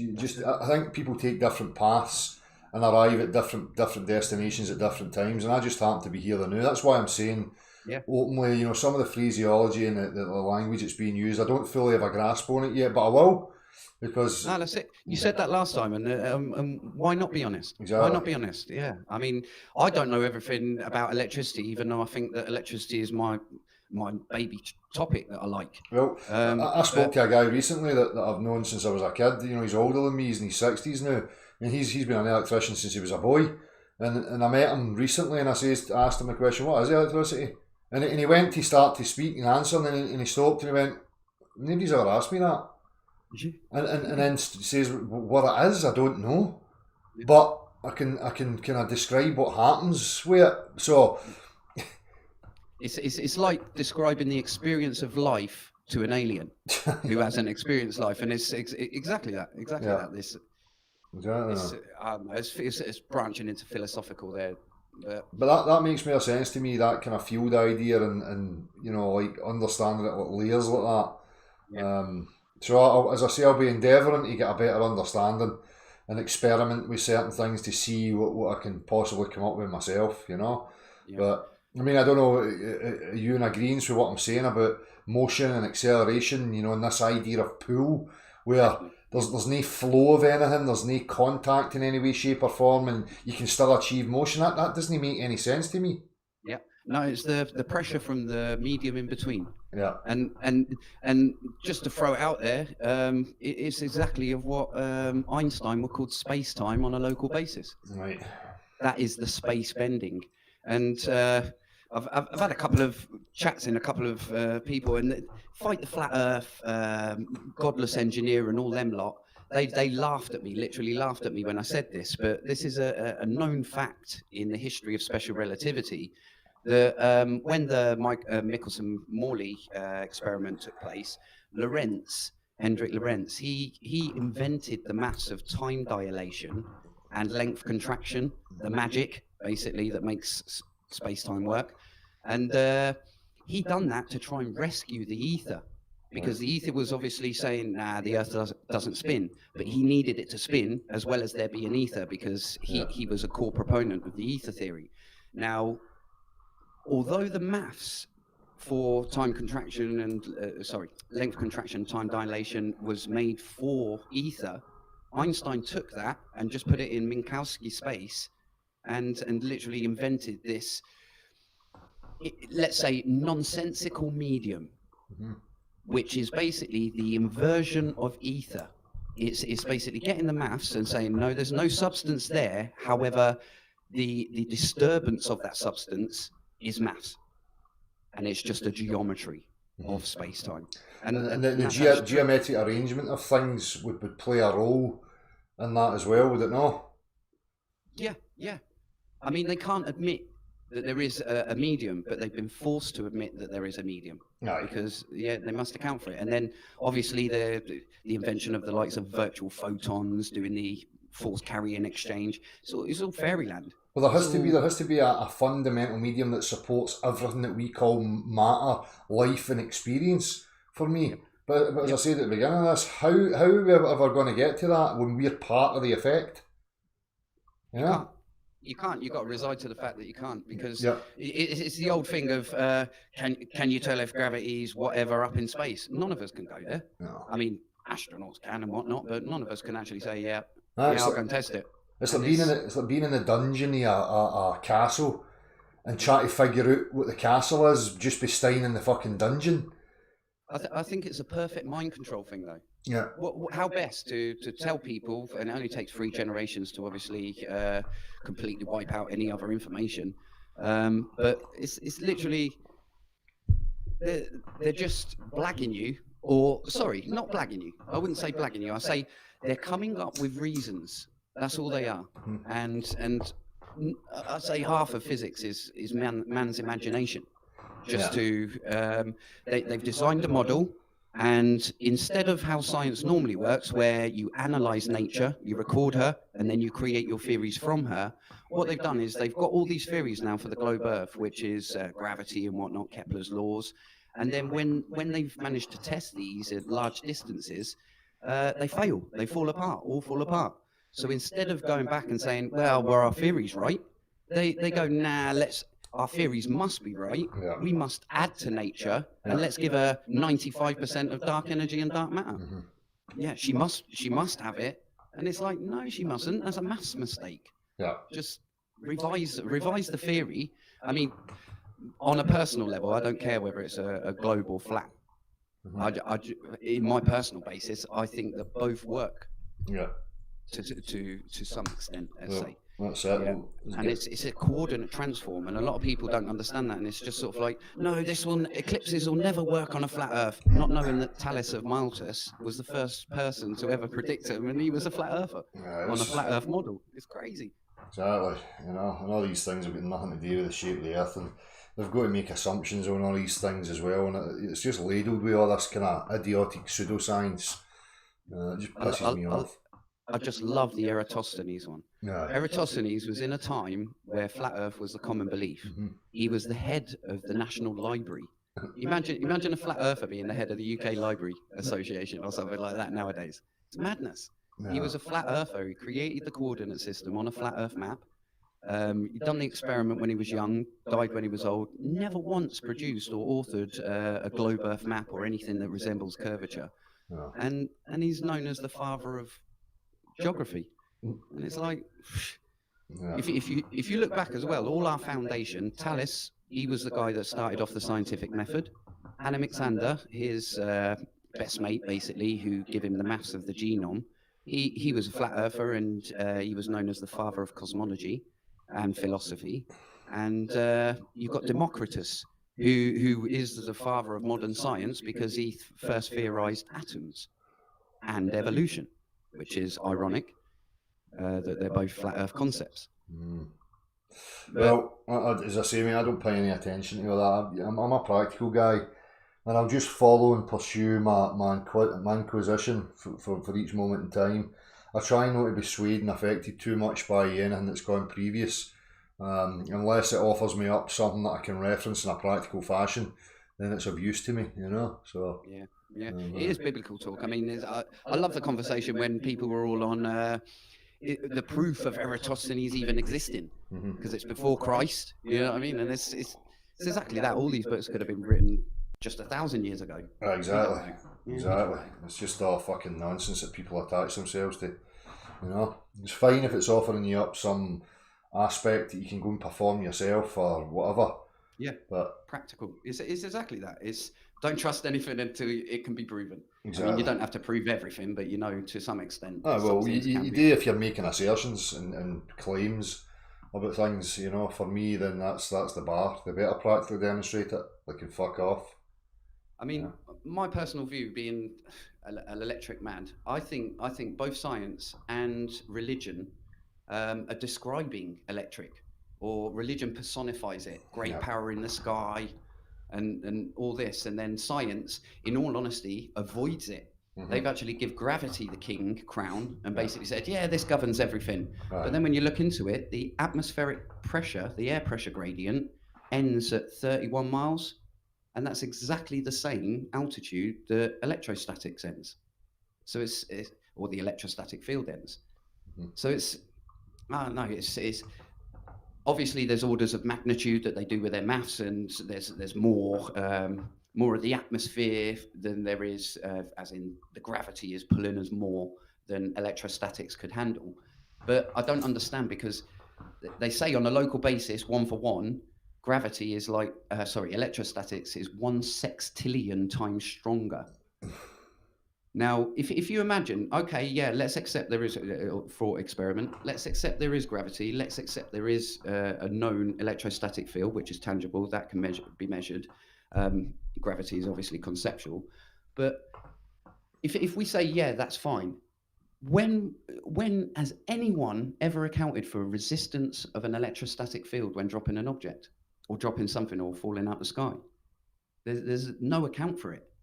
And they do, obviously, I mean, Robert Millikan's experiment, the oil drop, that used charge to levitate and shoot things up in the air. It's only little charged droplets of oil, but it showed that there's an intrinsic relationship, and you can counter gravity with electrostatics. So I'm just thinking, put it this way, this is a real good question. I'd love to ask someone with a clue, and that definitely isn't that George fella, George Hasselhoff. But it's literally to do with this, with the air pressure and the gravity thing. if there is a resistance of gravity with the electrostatic field, does that then mean that gravity, or the small g, is not 9.8 meters per second squared? Because you have to remove the account for the resistance for the electrostatic field, which I've never seen, never heard of, never even... Well, to be honest with you, mate, as I say, these terminologies, I still need to investigate and get a grasp on it, you know. You're probably talking past me right now with some of the things you're saying. Yeah, so, no, you've got a grasp. It's a nested field of charge. That's all I can say. Yeah. And charge is, I could say charge is God. It's the concept is just, it's the giver of life. It's why we're here. The prime mover. Aye, exactly. Yeah, what makes all substance. Exactly. They call it Higgs boson, and that's God particles and fucking that's fucking gobbledygook. Wee tiny space balls. Bosons, W's, Z's. It's funny. It's difficult to understand, but they've made it that way. Exactly. Well, let's see if Skyfly, right? I'm sure this will be fucking awesome. What are you going to say, Skyfly? Hi, Dal. I was very interested in what you said about camshafts, con rods and that earlier. No. You said all this pushing and pulling. We didn't say pull. I never said pulling anything. Okay, pushing. You said pushing. The cam rod's pushing on the rocket, on the con rod. And the crankshaft. The crankshafts are the con rods are attached to the. That's when I got that eureka moment, and I thought, imagine if the crankshaft had the middle section with a magnet that was offset that pushed a magnetic rod up, which wasn't physically connected to it, to activate the cam at the top, on the head cam engine, I'm thinking. So there's the moving parts, but they're not all connected, so there's not so much stress and wear on it. I found that fascinating. There's a video you can go and watch where the guys try to, apply magnets as a suspension, and the real difficulty. So you can go and check it out if you want, whatever. Anyway, have you found found a pulling force yet, Brian? I've got loads of pulling forces, but you won't set them. Loads. And I'm not even going to involve gravity. Go, give me one. Give me just one. A door. Your shed door, Dal, opens outwards. Okay, so when you go out the shed, you push the door to go out, and when you come to go in the shed, you have to put your hand over the handle and pull it. No, you don't. You apply a pressure on the inside of the handle. You utter fuckstick. Why do you have to be rude? Because you're deliberately being a fucking mom. And I'm going to if you want to come in here and try and troll, I'm just going to call you a fucking retard, you utter stupid cunt. Exactly. Now just go and open the door, you fucking idiot, and realise that your hand's going over the handle and applying a pressure on the inside part. You fucking complete and utter mong. Well, I can't argue with you, can I? Because doesn't matter what I say, you're going to shout at me anyway. Because you're deliberately trying hard not to understand it. Although I think you know fine well, Bri, but you're just here trying to protect some faulty fucking idiotic notion. Was that not a practical example? Of pull? Yeah. Because it's no pull. There's no pull. There's no force. So why do they have the word pull written on the door? It's a descriptor. So what do you actually physically do when you pull the door open? You push it, you apply a pressure on the inside of the handle. Which is a push against the handle. That's right. Okay, I can accept it if you think of it that way. No, that's the way it is. That's the mechanics, that's the physics of the motion. They call it a push bike because you're pushing... It's applied pressure, Bri. You can fucking tart it up with whatever you fucking like. The mechanics are the mechanics. It doesn't need a fucking language, okay, son? I've not even mentioned gravity, have I? I don't give a fuck about gravity. Gravity's a fucking stupid, idiotic, retarded bullshit. And then you keep saying in the chat that, sorry, on your channel, that people don't come in and talk to you because they're scared. I'm not scared of you. No, the only ones that don't come in is you mongs. Right, because you come in repeating the same shit over and over and over again. No matter how many times it's practically demonstrated to you, you still try and assert it as a force known as pull. That's what you say and what I say. Why do we have the word pull? Well, it's funny how Gleam came in here. Did you not notice that there wasn't any vitriol or any tension there between me and Gleam because he's got manners? He came in like a man and just spoke with decency. But you've not got that capability, Bri, because you're an immature, emotionally retarded fucktard. I'll watch it back later. Obviously, I can't hear exactly how it's. Are you still certain there's a pulling force that creates motion, Bri? There is a pulling force. Where?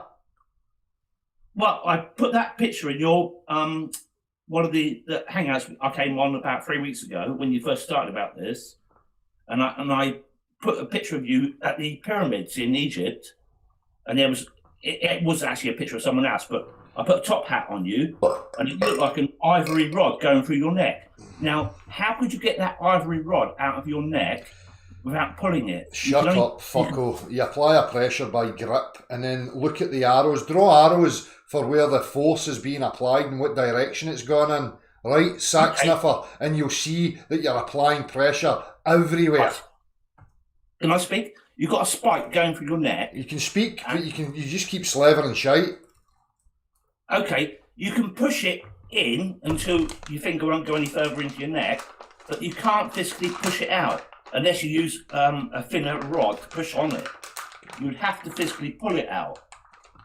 If you get a splinter in your finger, Dal, you must have happened to you. And you need something that can grip it, right, and achieve friction. And if you draw arrows to the point of where the pressure has actually gone, you'll notice that it's being pushed. Okay? So if you've got a splinter in your finger and you get a needle and you prick it and you make a little hole and then you get some tweezers, you pull it out. It's simple fucking pull. Spry. You are a fucking absolute I know you nonsense. don't like the truth now. No, you don't like the truth. You are. Right, I don't even think you are a troll. I just think you are really retarded. And I feel sorry for you, son. Right? I feel sorry for you, Dal. No, look, there's nothing to feel sorry for about because I understand motion. I grasp it. I know how it works. You don't, son. I've been here like 15, 20 minutes now. I sat patiently with my mic muted, listening to Gleam, sorry. He sounds quite intelligent. So I let him talk. Is that all, Bri? Yeah, I'm going to go now. Thank you very much. Now, where you go and live out your cartoon fantasy. I certainly will. Enjoy your life. Bye-bye.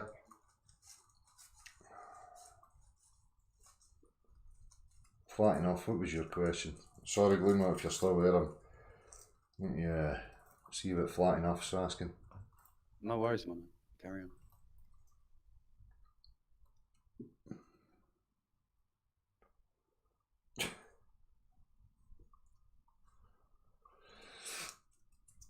Are you seeing? Is it just me or what, man? I take it you know his example of splinters. No, I see it from both point of view because he's restricted to what he's been told. Mm-hmm. And in the world, put it this way: in the world, there is a North Pole and a South Pole and a magnet. You chop that magnet in half, there's a North Pole and a South Pole on each of the piece. Mm-hmm. So it's not. It's a unity system. It's unified. Mm-hmm. So yeah, you can say, yeah, I'm pulling a splinter out, but exactly that. It's just from the different reference frame. If you look, if you're inside your skin, it's being pushed out of your skin. No. It's not just if you're inside your skin. It's like I'm going to demonstrate this. I don't know if you can see, Gleam. Here's a splinter, right?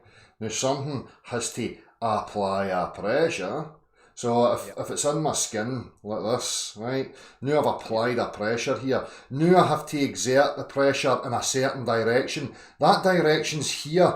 The pressure's here, gone in that direction. So I'm pushing in, and if I've got an inclined plane on there like a screw, it gives me more leverage to press against to push it in that direction. It's all push. There's no way to escape it.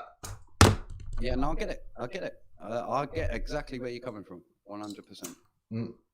It's just people want to say no. We've not been taught that.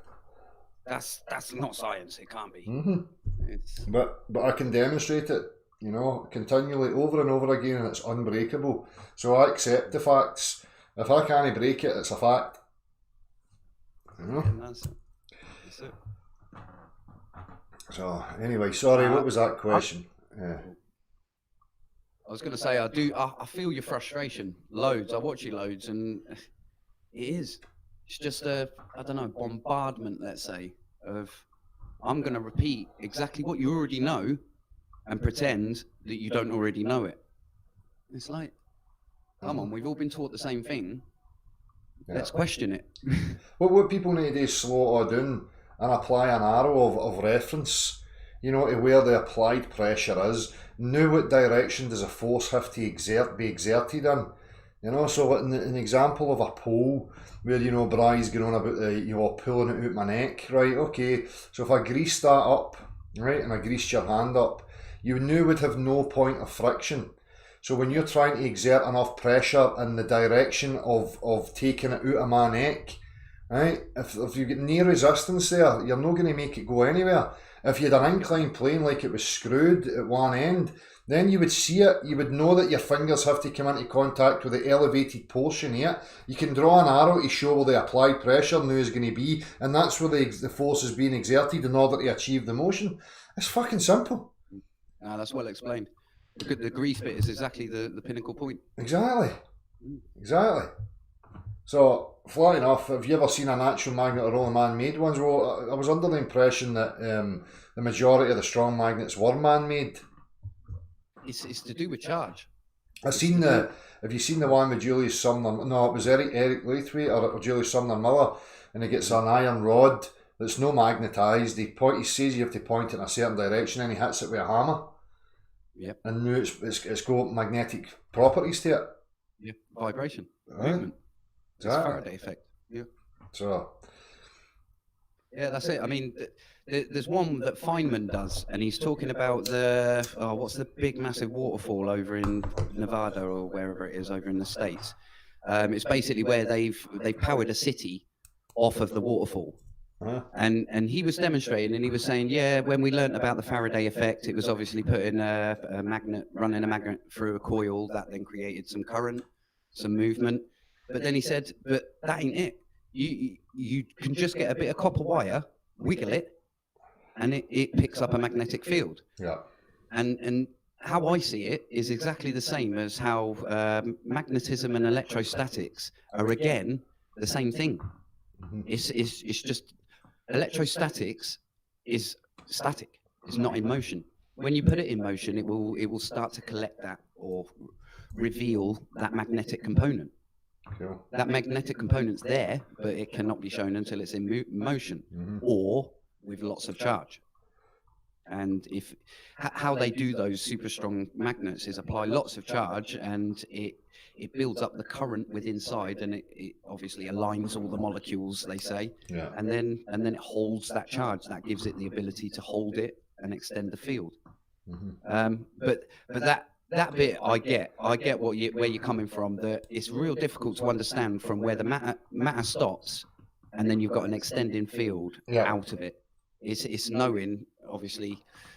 Yeah, and that's what I keep coming back to. You know, for me, it's not going to be some fucking woo-woo where, you know, there's no a flow of something like, you know, the visual representation of water, like a river, you know, carrying something, pushing something. You know, it always has to be the case with that. You know, I'm just going to, you know, once you're finished speaking to you, Glenn, I'm going to just draw this. I'm going to show the scenario of a pole, just as Bri, just to reiterate it for people that are maybe struggling with it, just in case, and show the points of pressure and the direction of the force applied, and show why it's always pushed. So, you know, I appreciate it, Glenn. Hopefully we can have better conversations when I'm up to speed with some of the terminologies, you know. That's it. I mean, I'd say that you're putting yourself down a little bit, because, as I say, if you know one thing about science, where you've got your engineering and mechanics, that applies across board. That's what I'm saying. It's the same thing. It's the same thing. Yeah. All I think it is it's so confusing and so vague that no one has a clue. It's just basically, you can learn what they've taught you, but then you'll learn right at the end, oh, by the way, this doesn't happen all the time. Yeah. It's only probabilistic. We don't actually know what's going on. Yeah. So it's like this. And you see some of the older guys who are intellectually honest and they admit that. You know, just like the Eric Lathwaite guy that I showed. Eric, I love him. Yeah. Do you know his whole story? Do you know that he presented his spinning gyro to the Royal Society, and they laughed him out of there? Right. He was basically saying, "This defies gravity. This can be harnessed in the future," and they laughed him out. And that's the reason why the UK hasn't got a maglev train, because he sold it to Japan and Germany. And he literally says in one of his lectures, "I will not sell the UK the patents to the rights of maglev because they laugh me out." Get up. Yeah. That's it. Good on him. Fucking right. Aye, well, cheers, mate. I'm going to just do this wee quick demonstration on the paper here and make the point. All right, mate. Yeah, bless up. Cheers, bud. So, this is for spastics. Like fucking... You fucking idiot. Just as I say that, I fucking go and drop the fucking thing. Is it still working?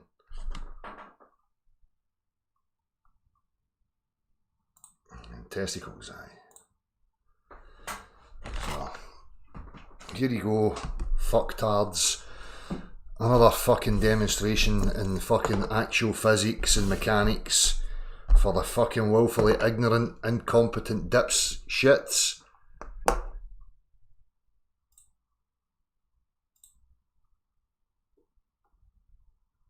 I don't need to share this fucking screen. I don't need to do that. I just need to do that. Right, there we are. Okay, so we'll take the screw with the inclined plane. Okay, now for the morons out there, the inclined plane means that it's elevated for the core. Okay, so it's got ridges on it. Just to make it simple for you, it's a screw.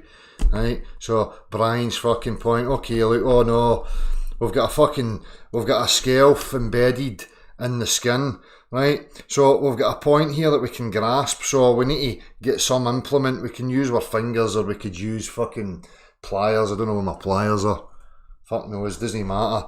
So we need to apply pressure. So we've got force applied. There. Grip. Right? Now I want to push it in that direction to take it out of the skin. So as I grip, I've now got to angle the force in that direction, right? Thereby pushing against it, achieving motion. Okay, now if it was fucking smooth, right, like that, or like that, and it's smooth, and I've got grease on my fingers and I grease all that up, now I can apply a pressure in that way. I can achieve the pressure here. Here, I can apply the pressure. Now as I angle to now apply the pressure in that direction, because that's where I want to push it to. Or you would see pull, right? I've not got any friction. I've got nothing that's going to resist the force in that direction, right? So no motion's going to be achieved. Only when I can achieve enough friction and apply the pressure can I move it. Now I need to turn it the other way to go in that direction. Now applying the pressure inwards, that way.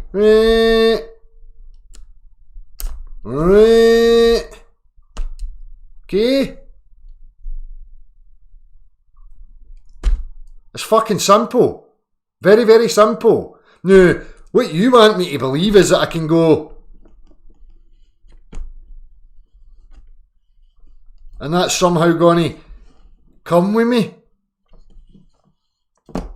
That's your retarded notions of pull.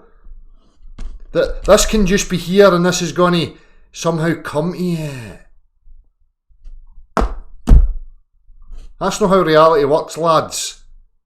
Stop being fucking retards.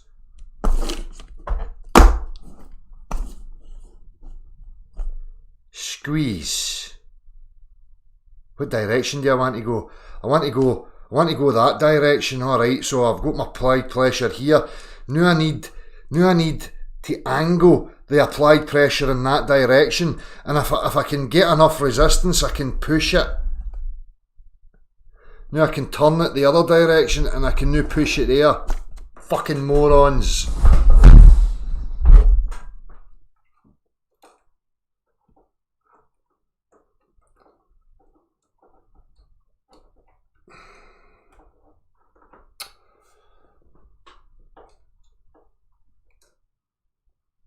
Okay, stop being a fucking clown.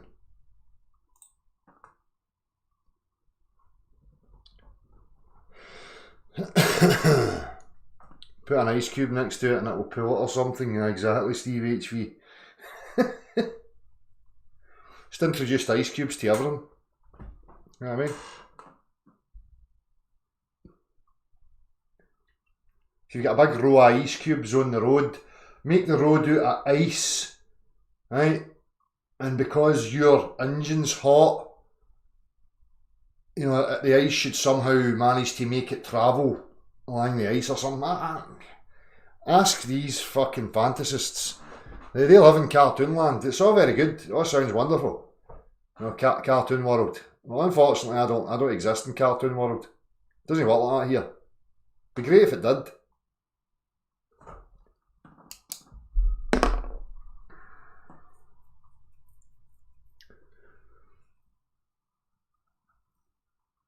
Slow it down. Look at where applied pressure is. I want my finger to go that way, so the force has to be exerted downwards in that direction. So I'm pushing against stuff to make it move, and then if I want to go in that direction, now it's angled there. You know, I need to push. I need something to resist so that I can push it. That's too difficult, I think, for some people. It's cool. My brain's melting.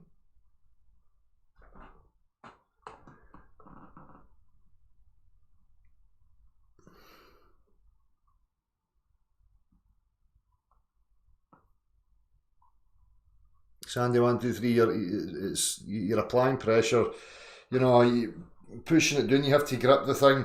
You apply a pressure to put it downwards. Now, if you want to go in that direction, your thumb's on this side of it, applying pressure to make it go that way. Then that finger will push that side of it to make it go back the way.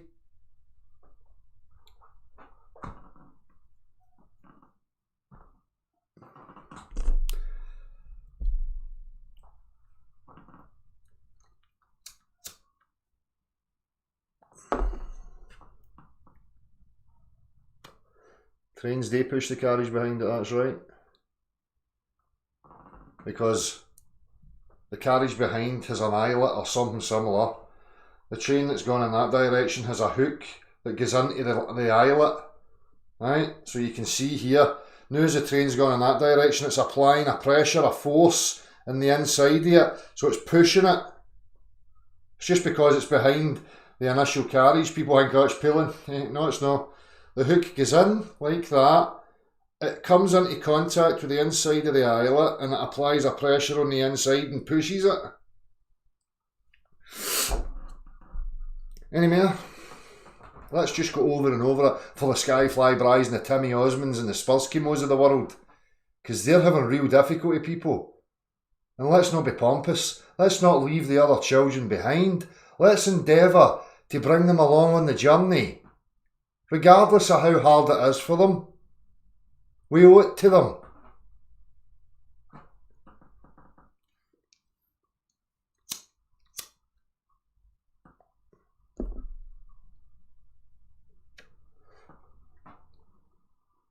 Can kick and scream all they want, this is not going away. Not going away.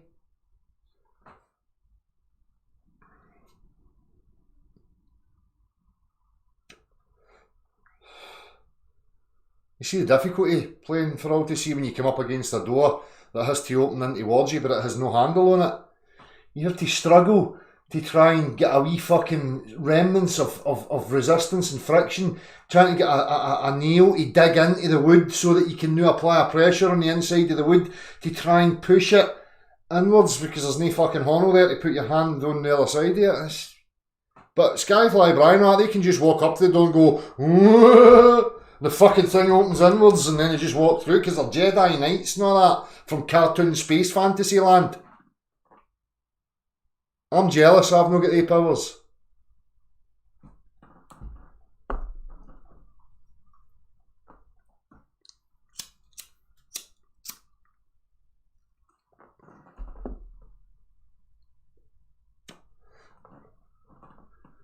Enjoy yourself, E. Thomas. Hope it's a good night.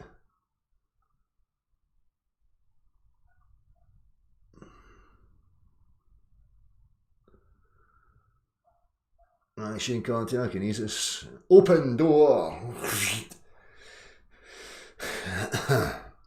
You still have to project some invisible entity to the other side. It's the invisible entity that pushes it open. Maybe they've got invisible entities in their brain that they can project outwards and...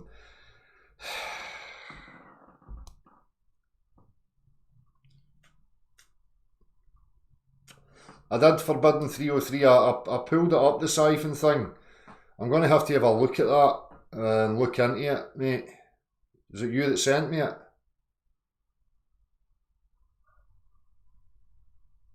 I did hear the guys talking about the bond or the structure of the stuff.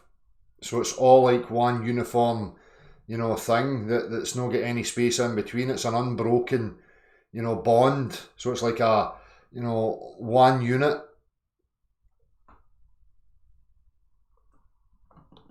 No worries, 303. I will be pulling that up once I've had a look at it properly and try to understand exactly what's happening. You know, the mechanics behind it. But as I say, I do know that it was a special type of fluid that they had to, or a liquid that they had to formulate in order to achieve it.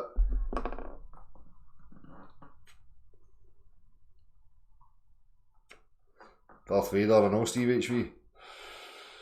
Or Obi-Wan. I like Obi-Wan's force.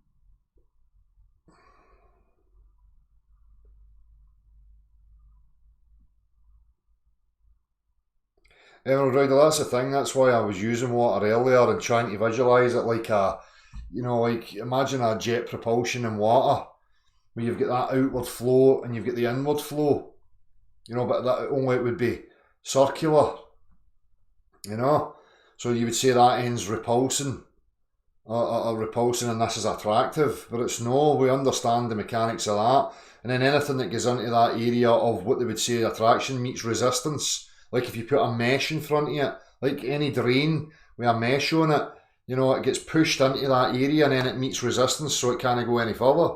And that's what I'm saying about a visible representation for me about maybe what's happening with like the bar magnet. Is that the flow? Is that what it's like? You know? As I say, because I have to try and, you know, I can't throw out the mechanics of everything else when it comes to these things. We've seen it with the rack and pinion, you know, type scenario where there's no physical contact, but it still moves like it was coming into physical contact, so it's like a flow.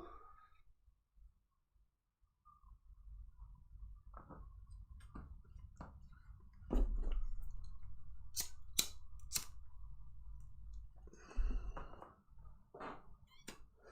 be a lot easier for all these morons if they just chapped the door and gave me fucking 2 million quid. Instead of all this fucking dancing. Smart with these guys. As I said earlier, see the desperation, it's palpable. Globes everywhere. Planets. Come in, children. Come in. Please don't wake up. Please. Look at our cartoon, plasticine, fucking paper mache, space balls. It's real. I sniff panic.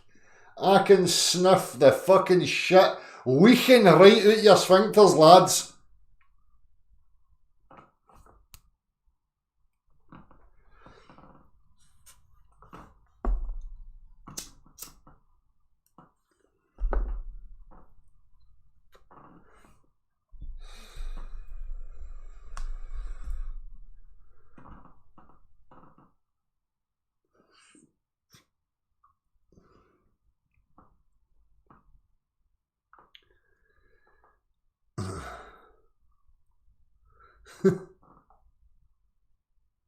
Selling yourself short there, Maguma.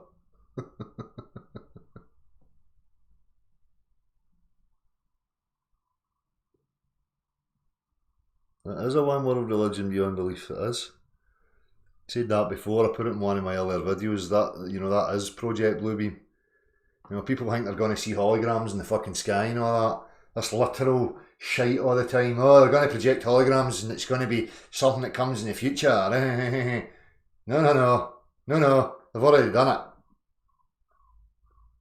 They projected a holographic image into your fucking brain. It's called a globe.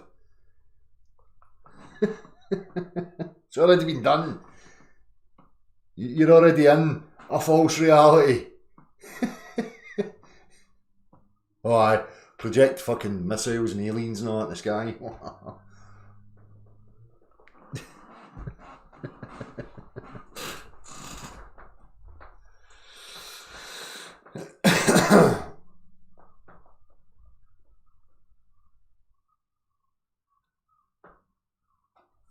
Right, I'm off skis. I'm sure we'll be back. I'm sure we'll be back at this. I'm sure they're going to get running in circles. Yeah, with fucking ice cubes that pull shit and all that. Anyway, hopefully people have got a grasp. I will, Robbie, right. I'm being electricity.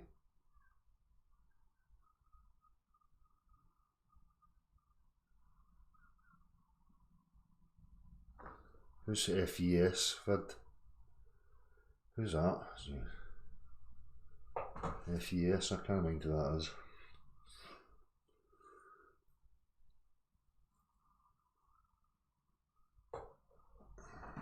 Oh, I didn't even get his Scimandan Plamp. Fucking shouting about pseudoscience now. That clown is a pseudoscientist. Pull, gravity pull stuff. Not Disney, son. No such thing. Stop being retarded. Right? Anytime you want to come and have a discussion and demonstrate pulley stuffs for me, pulling force, by all means. Until then, shut your mouth, stop spewing your pseudoscientific jargon at people and trying to assert it with authority that gravity pulls stuffs, because it doesn't. You've no proof for a globe, absolutely none whatsoever, no practical demonstrations of any kind for any of your idiotic notions and fantasies. None.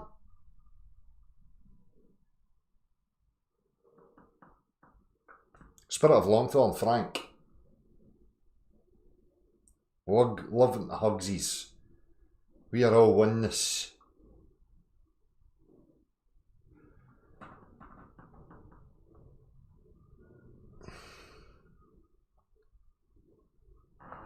I bet he would unsalted.